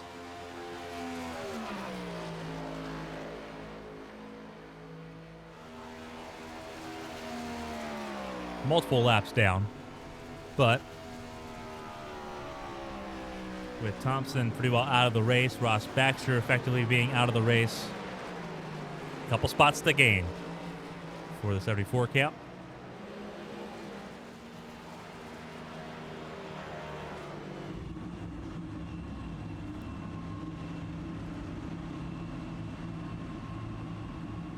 Patrick Oberstadt started this race 39th and has made his way to the front of the field to try to win this race. I have to look at the stats book, but I do not believe anyone has won from the last row of the field in HTL. At least not since the expansion. Season 1, I think we can kind of toss out since the fields were a lot smaller. No one's won from row 20 in an HTL field before. Patrick Oberstadt going to try to do something pretty remarkable in that endeavor.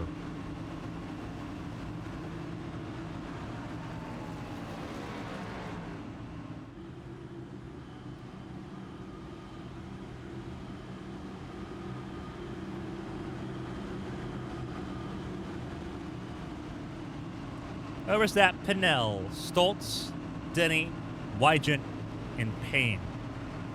Your top 6. 8th restart coming up here in Las Vegas.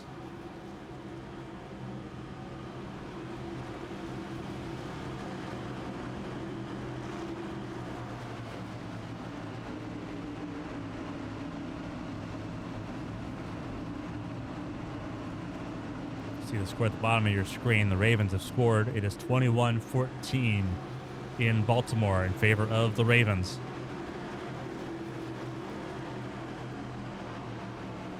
Still in the third quarter, though. A lot of game left there. A lot of race left here. Green flag flies, and away we go once again. 8th restart.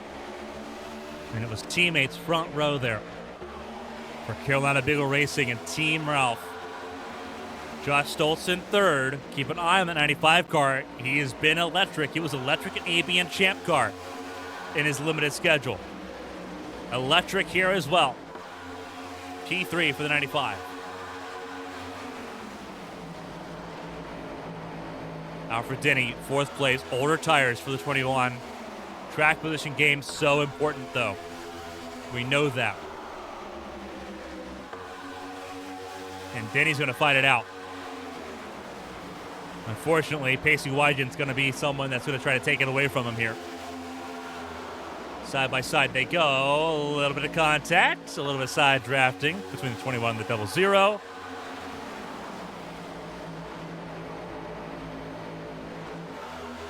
Denny trying to hold on.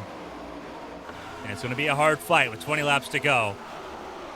Being down 10 laps on tires. It's a hard fight to have.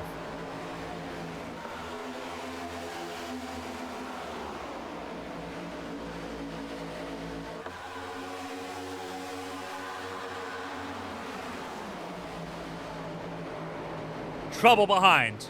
Trouble behind, and it is going to be Dustin Hall in the fence. 9th caution of the night, and he's not alone, and it's Callie Height that is spun wrong way around. Having to get course corrected in a battle with Zach Meredith. We saw that in the corner of our eye from the broadcast booth, and something went south. And the 87 got bit hard this time, and Dustin Hall got bit as well. 9th caution. Let's see what happened. Go to our handy-dandy chopper cam. And I think we're going to see exactly what happens here. Dustin Hall inside, 3 wide. Yeah, Callie just tries clearing herself on the 1. Ugh. And it's not going to be pretty. Pereira, not so fortunate there. Hard impacts there for the 87 and the 1. And Brault, who is trying to get on the, at least closer to the lead lap, will not get the free pass. Wasn't going to anyway. It was going to go to Richard Odie. What I do want to do is I want to back it up a little bit more and kind of see how this plays out. It looks like the 3 wide out of 2, which is what I was wondering, if Dustin Hall had made that move late or if Callie knew, and Callie knew he was there. Thought she got clear and never was.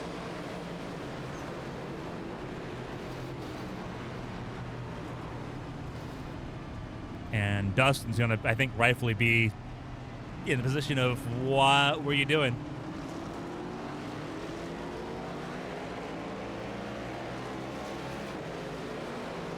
But in Callie's defense, had she waited a second longer, probably would have been clear. They had pulled away from Dustin a little bit on that on the back straightaway. But again, game of inches. You cannot afford to guesstimate here. And again, just kind of playing it back one more time. As the outside lanes just have that momentum. Dustin Hall doesn't really have any speed to carry.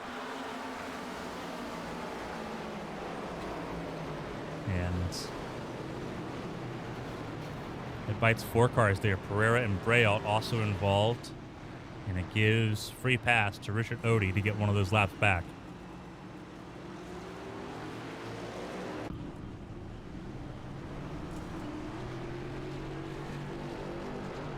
There's racing hard, and then there's finding limits, and being involved in the last 4 cautions might be a limit.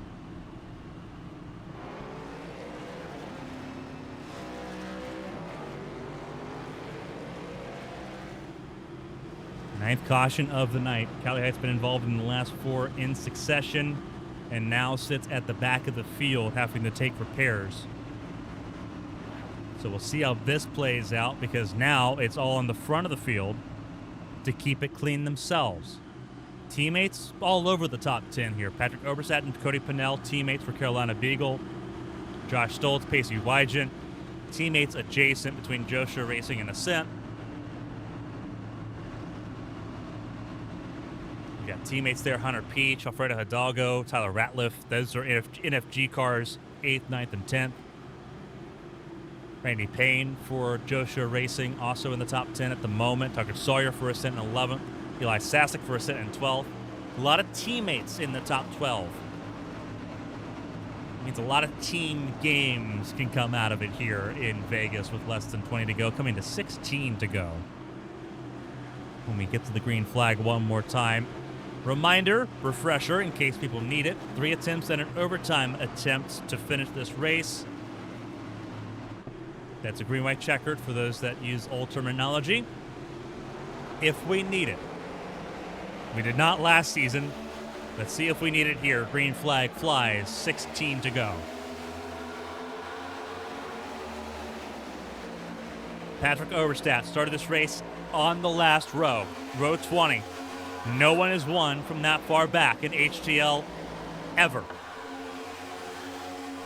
Can he be the first? Josh Stoltz also started from outside the top 30. Pacey Wygant started this race third. It's where he's at right now.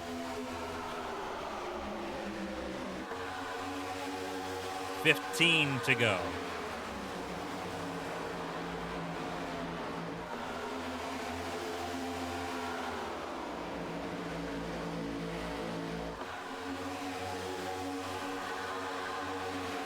Wygant charging forward.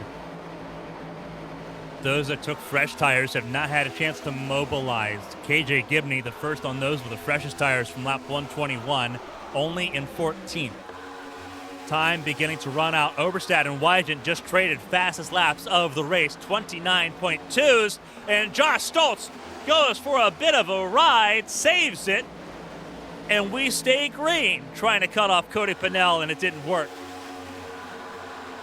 Going for broke and went broke. Did the 95. Stoltz now down in 17th. Cody Pennell up to third. Mark Kissenweather in fourth. Alfred Denny on the oldest tires in the field, holding on to a top 5 as things sit, and that struggle is going to get harder. Randy Payne, the rookie, in 6th, battling to get into the top 5. Hunter Peach watching this fight unfold, would like to get around both of them if he can. Bren Roberts, your winner from this race last season. As an engine expires on pit lane, it's one of those of either Bailey Thompson or Steven Oberstadt. But because that engine expired on pit lane, no factor there. Hunter Peach does exactly what he wanted to do, split the middle and gets to 5th. Denny down to 7th, trying to hold on to a top 10 now. Hunter Peach up to 5th. Bren Roberts up to 8th. 3 wide for the top 10. That's Sawyer, Hidalgo, and Meredith. KJ Gibney in the conversation, as is Kevin Feemster. And Eli Sasek in that mix as well. Side by side, a little bit of contact between Jones and the 71 of Feemster. Jones moved the 71 up the racetrack just a little bit. A little bit of bump and run. And it worked out pretty successfully there. Up the racetrack, Meredith to 10th, ahead of Sawyer.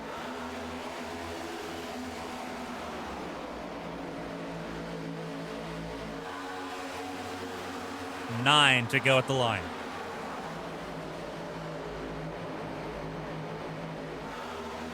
Oh, trouble. That is Sawyer. Sawyer trying to save it.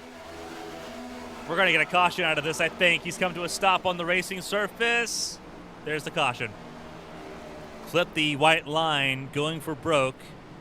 And just like his teammate Josh Stoltz went broke. And that is Sawyer down the 25th. Free pass will go to Jeremy Braille. And that'll rack the field up pretty tightly here for a late restart. 10th caution of the night. Oberstadt, Wygant, Kissenweather, Pinnell, Peach, and Payne, your top 6. We'll see no one's going to come down pit lane here. There's no point in coming down pit lane and giving up track position. We saw how that worked for those that came down pit lane on lap 121. None of them have returned to the top 10.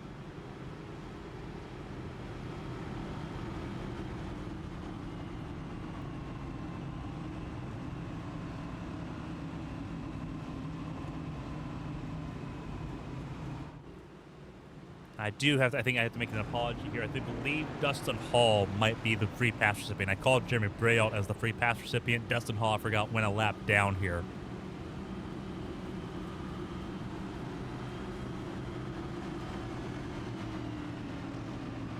Because he was trying to get repairs done after that incident with Callie, Olivia Pereira, and Jeremy Braille. He will get the free pass.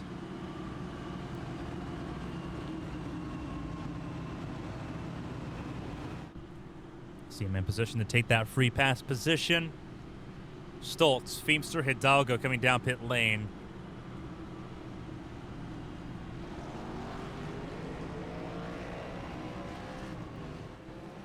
And again, reminder of the overtime rule. 3 attempts at a green-white checkered finish if we need them.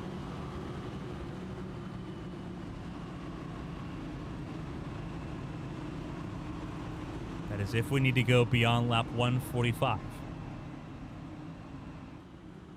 With how this race has devolved in stage 3, very possible.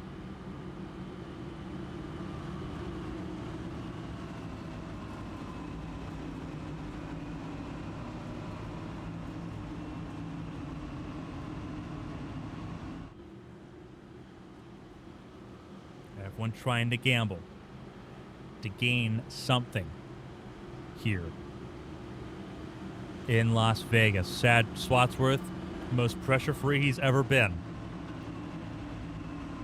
Out of this race early, 36th place for him, but he's got a race win. He won the Daytona 500 last week. He is not sweating it. Everyone else sweating it a little bit, and it will not get easier. Willow Springs in 7 days' time.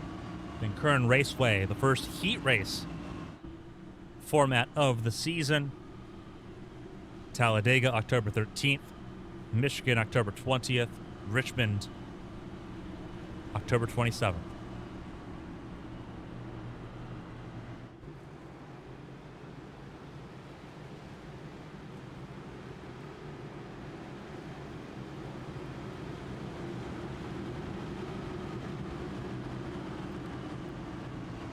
Over on Monday Night Football, it is level game once again, 21 points apiece.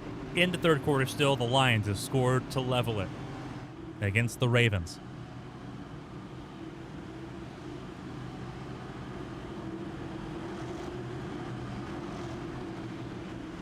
We're glad you're with us here. We're going green with 5 laps to go here in Las Vegas for the ABN Sportsbook 350. It is Patrick Oberstadt from the last row leading this race ahead of Pacey Wygant, former HTL Truck Series champion. Mark Kissenweather in third, last season's Rookie of the Year. Alongside Cody Pinnell, Hunter Peach, and Randy Payne, your top 6 as things sit. Brett Roberts, Tyler Ratliff, Alfred Denny, and Zach Meredith round out your top 10 here on what could be your 10th and final restart. Green flag getting ready to wave. The pace car down pit lane, and we're under green once again. Good restart by Oberstadt. Wygant does good enough to avoid being jumped by Kissenweather. But it is going to get tight in a hurry. Everyone wants to be king. No one wants to be kingmaker. Kissenweather moves to the inside of Wygent. Can't stick it on the bottom. Wygent stays clear, gets clear again. Peach in fourth. Bren Roberts in the top 5. Keep an eye on the 83. Wygent tried going for the race lead, went too high. This could be Patrick Oberstadt's to lose. Oberstadt finished 3rd here last season to Roberts and Kissenweather, who had a photo finish. It's no mistake that the top 3 from last season are top 5 again here, 3 to go. Hunter Peach was 4th last season in this race, is in the top 5 again as well. Pacey Wygent was not here last season. Last time he was here, though, he won in the trucks. A lot of success here. No mistake statistically about why people are here. 2 laps to go. Some smoke, some cars spun last lap. No caution. They spun down pit lane. 3 wide. Hunter Peach looking for second place. They have let the 88 walk away. Peach, slide jobs. Couldn't keep it on the bottom.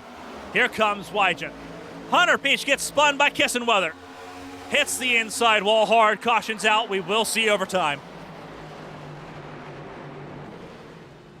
Hard hit for Hunter Peach. We were half a lap away from this race ending under green. No one wanting to lift for any reason. And it has cost Hunter Peach his race. And for Oberstadt, who was in the clear, he now has to go and do another restart and do it again. As the lights come on here in Vegas, the sun sets beyond the mountains.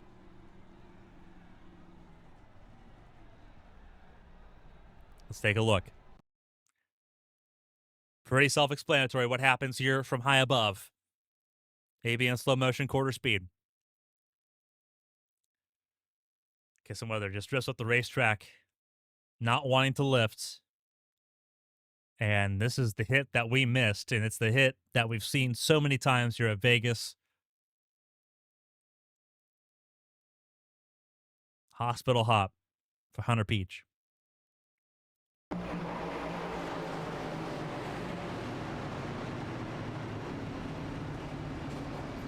Very thankful that he did not get hit again as he was coming up the racetrack. But that car is done.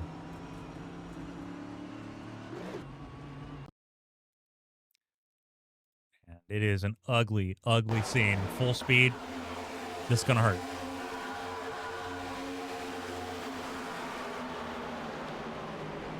Nothing Hunter Peach could do there. He was packed in there with Wygent. Kissenweather just tried to not lift and get away with it, and Hunter Peach paid the price.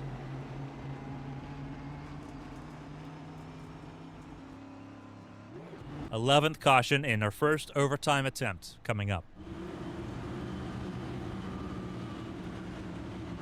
The top 5 as things sit. Oberstadt, Wygent, Kissenweather, Payne, and Bren Roberts.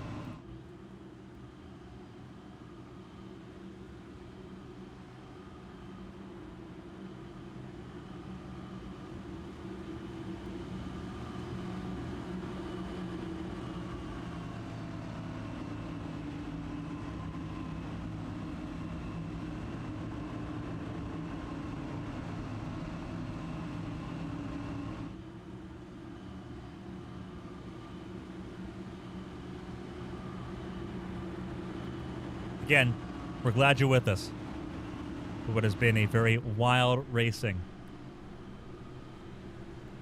here in Las Vegas. We are in overtime officially. 3 attempts to end this race under green. Lights go out on the pace car, which means we go green at the end of this lap. 2 laps to try to get it under green. If a caution comes out before the white flag, we will try again.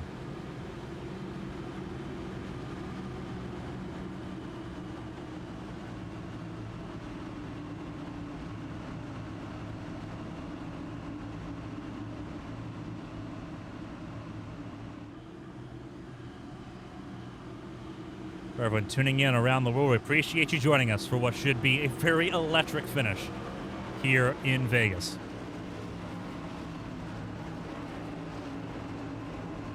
Full standing side of your screen.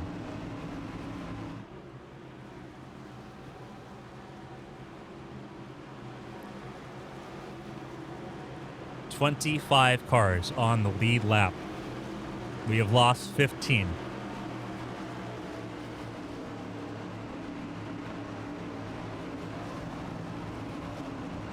And I have a feeling we're going to lose a few more in this 2-lap shootout.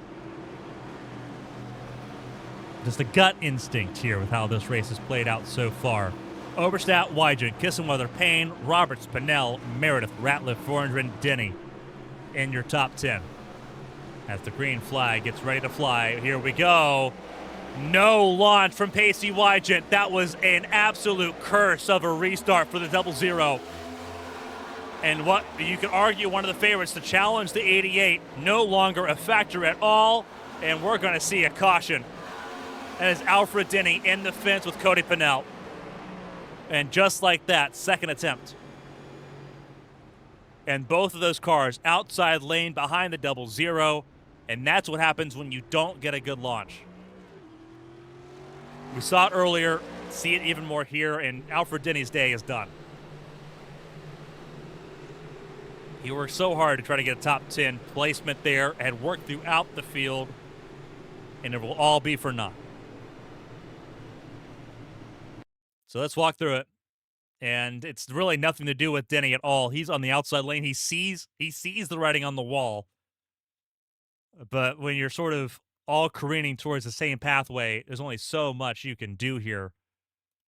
And we're going to go to our chopper cam because Ratliff's in the middle of all of this. Cody Pinnell, the 8. This is just ahead of Alfred Denny.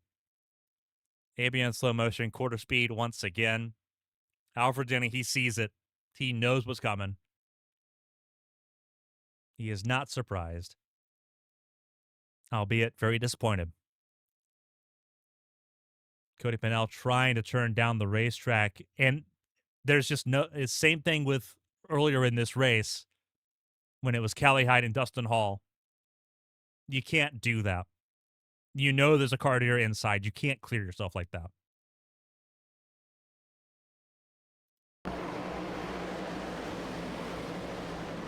You have to either have to listen to your spotters or get a new one. Because that is clear. Clear as day. And you see Alfred Denny, he just can't turn. His day is done.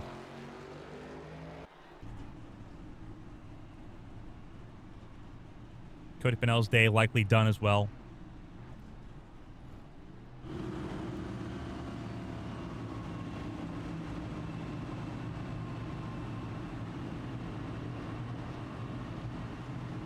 Twelfth caution. Second overtime attempt coming up. Race started out so good and went really green flag for a long period. Has become a shadow of what the start of the race was. Patrick Overstadt has persevered throughout all of it. Started this race on the back row. Only person further back than he was Gary Donaldson, who just didn't set a qualifying time. Both of them still running on the lead lap. Donaldson up in 22nd. He's gained half his race field. Oberstadt, though, man on a mission from 39th to 1st. And has been very impressive. Kissenweather alongside him here on this restart, looking to win what he was denied in a photo finish a season ago. Brent Roberts trying to go back-to-back here in Vegas. Zach Meredith trying to grab a win to break a winless streak that has become one of the longest in HTL. Pacey Wygent needs to have some redemption here after one of the worst restarts we've seen all season so far. Matt Vorendren in 6th, trying to win as a rookie. Same with Randy Payne in 8th. Byron Jones, another return for the 60 car. Would love to get a good finish here as well. Josh Stoltz has recovered to 9th place. Tyler Ratliff looking for another top 10 at a track where he got his first last season.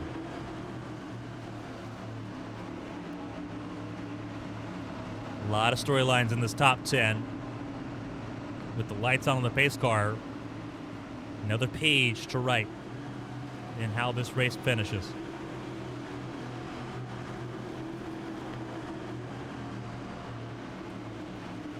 Will this be the last restart, or will we need that final attempt at overtime?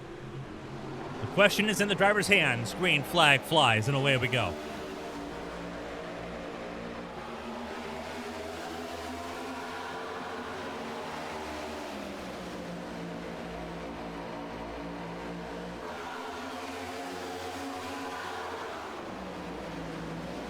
Patrick Overstat out in the clear. They got to get to the white flag. That is the question. Can they do that? Robertson third, Kissenweather second. Patrick Overstat leads him to the white flag. 1 lap to go, presented by Southern Cleaning Company.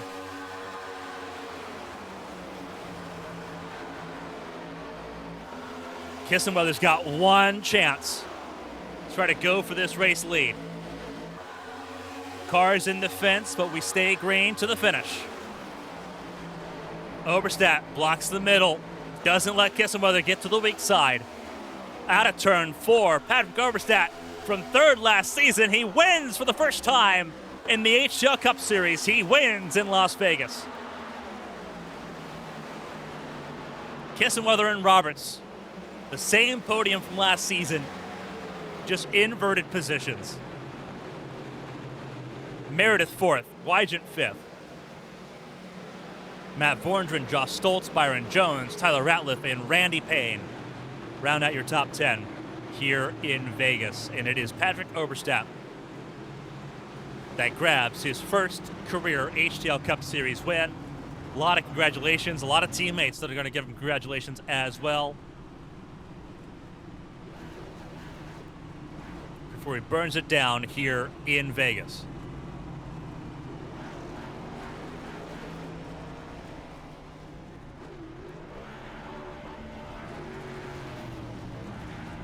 And we'll talk to our podium finishers here in just a moment.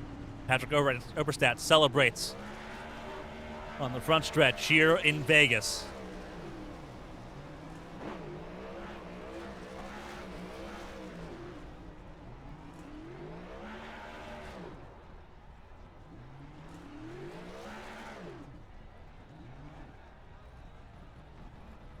From last row to the very front for the 88.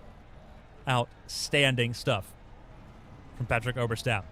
Step aside for a small intermission and get ready to talk to our podium finishers here to close out the show in Vegas. Stay tuned.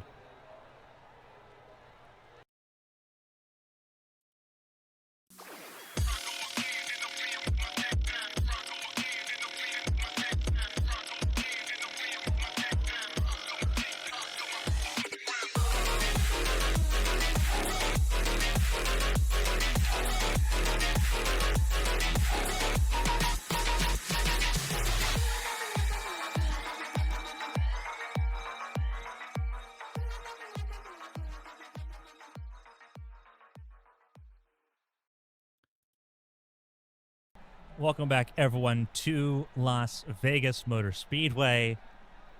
Race over, the lights came on, and Patrick Overstat shined brightly as Carolina Beagle Racing now have 2 wins in a row here at Las Vegas Motor Speedway. Mark Kissenweather finished second between 2 Carolina Beagle Racing cars. We'll see if we can talk to one of those Carolina Beagle Racing cars coming up here. Bren Roberts, 3rd place finisher after winning last season here in Vegas. That team looked strong last season, looked just as strong here tonight. Walk us through it, because that was a wild race with a little bit of everything in it. Yeah, that was basically a mirror finish of last year, except I was behind Patrick and he was in the lead. So very happy that he got the win. It was long deserved.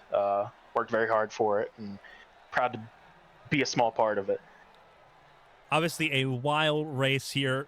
It started out with some really long green flag racing, and then the cautions came in, and when it rains, it pours. Similar to how it was last season, but a little bit inverse because we had that run to the finish at the end last season. You mentioned it there. We mentioned it as it happened. The podium from last season is the same as it was. You and Patrick just swapped places. What is it about Las Vegas that makes it just so good for both of you? I don't know. He's good everywhere. He just last year got really unlucky, and when he was in spots that he could have won, just stuff didn't break his way. I wasn't so good in this race. I probably should have been better. I was expecting to be better, and I really wasn't. I kind of got off sequence on the pit strategy, but for running as far back as I was, I will absolutely take a third with a CBR win. Obviously, a wild start to the season. You win, obviously, one of the duels in Daytona. That race sort of falls apart at the end in typical Daytona fashion. You get back to some normality here with Vegas, where everyone was strong for that team once again. The 88 from the back of the field to the front. You gained some spots yourself, up 14 spots tonight from where you started this race. It seems like now we're in motion and we're rolling here, and it's going to be needed, that momentum. You got Willow Springs next week, Kern Raceway for the first time in 2 weeks' time, and then Talladega. That's a gauntlet of races. How important was it to get a good result here to try to carry that into Willow Springs? Oh, very important. You with those kind of tracks, you can really start to snowball bad finishes, and then you find yourself in a big hole, and before you know it, you're in a must-win situation, which puts pressure on even more. So glad we could come out here, have mostly good results, and I know a couple of my teammates didn't have such great results, but I know we'll bounce back over the next couple weeks.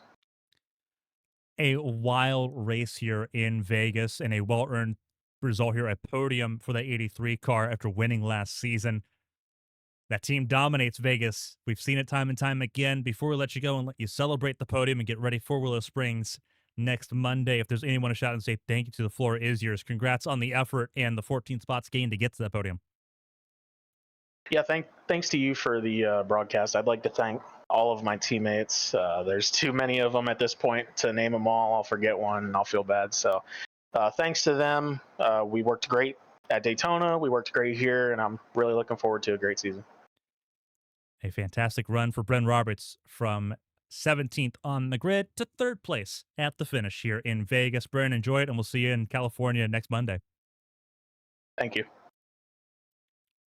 That was Bren Roberts here, P3. Tonight, we'll move right along to Mark Kissenweather. It is different, but same. Second place once again here in Las Vegas. Very reminiscent of last season.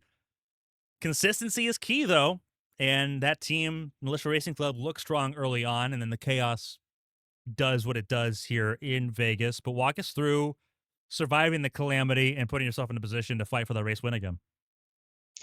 Yeah, it was once we got off cycle there, it was just trying to work your way back through. But I just want to say sorry to Odie. I flinched when we were 3 wide, and I just moved up too much and got into him. I just feel bad for like wrecking him and whoever else was involved in that. But yeah, it was pretty sketchy at the end there. The whole beginning part of the race was pretty good. I felt me and Josh staying up front, controlling everything. And it wasn't just you. Obviously, Chad Swatsworth was there as well. All 4 team cars for Militia Racing Club finished top 10 in stage 1 and had things not fallen sideways. Looked really good going forward there. The chaos obviously comes around here. You have to try to go through multiple restarts, walk through that process, because it seemed like every restart not only could have been the last, but could have been a disaster. Yeah, I was just trying to focus my eyes forward and just see what was happening in front of me, and I think I started pretty much 10th on the one restart, and I had to work my way through. It was just paying attention and making the right moves and catching the people that were on 2 tires, since I think me and Pacey and Peach were the first ones with 4 tires. So just trying to get through all the people with 2 tires and or no tires was pretty difficult. And we go from one difficult scenario to a difficult race coming up here, a difficult gauntlet of races. Willow Springs next Monday, Kern Raceway after that, and Talladega in 3 weeks' time. is going to make things very difficult.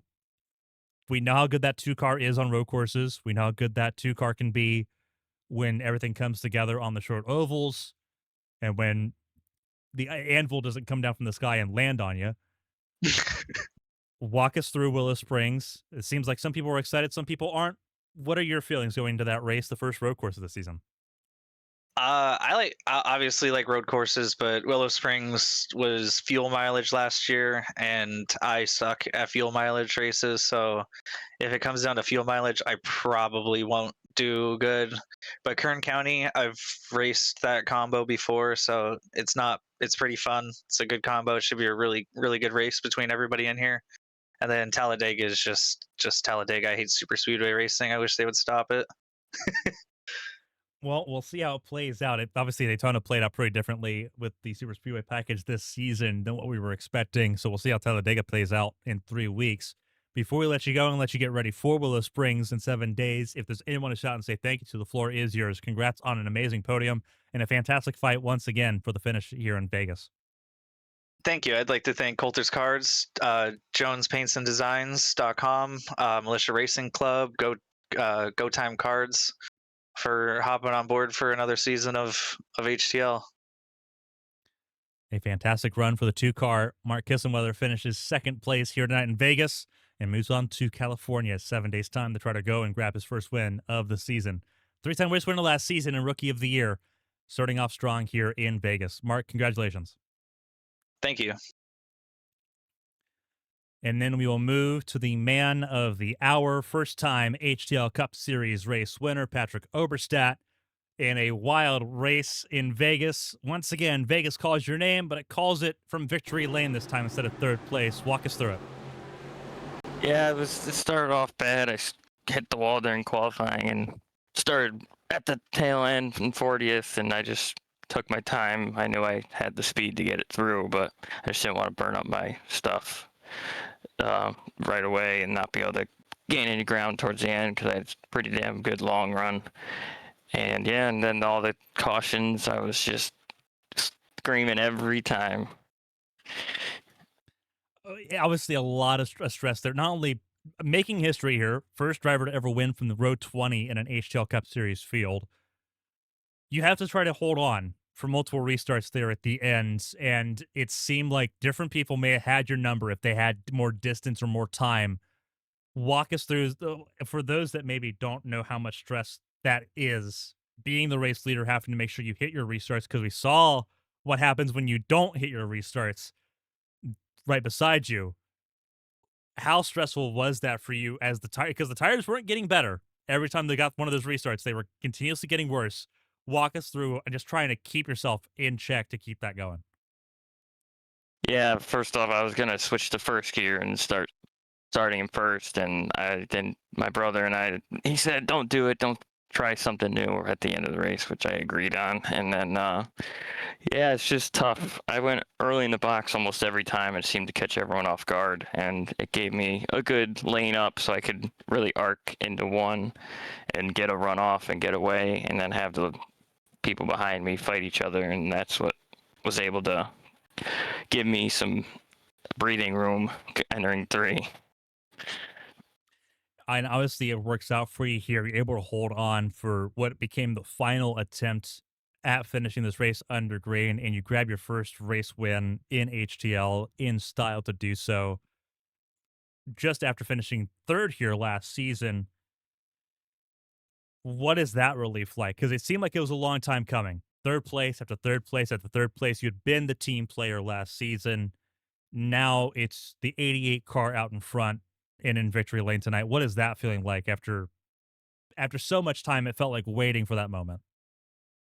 Yeah, it's relieving. It's like very, very relieving. Finally getting a win. And if it was the other way around and Brent was in front of me, I would have done the same thing he did for me, because we're a team and that's all we do. And we're not gonna leave each other out to dry. But yeah, it feels really good finally to get the number 1 and hopefully make it number 2 soon. Absolutely. A fantastic job for the 88 crew and for Carolina Beagle Racing as a whole. Team Ralph doing a pretty good job here in Las Vegas. Before we let you go, though, and get ready for Willow Springs, and let you celebrate tonight's race win. If there's anyone to shout and say thank you to, the floor is yours. Congrats again on your first HTL Cup Series win, and I'm sure it won't be the last. Yeah, thank you. I'd like to thank Steven first off for getting me into this, and I'd like to thank all my teammates. They're really hyping me up in the chat and kept my head on me. And then I'd like to thank my painter, David Smeal, for the good paint schemes, and I'd like to thank you for putting this on broadcast. It's been a lot of fun watching this race tonight and a lot of wild emotions here. Patrick Oberstadt, congratulations on your win here in Las Vegas. Enjoy it, and we'll see you in California next week. Thank you. Have a good night.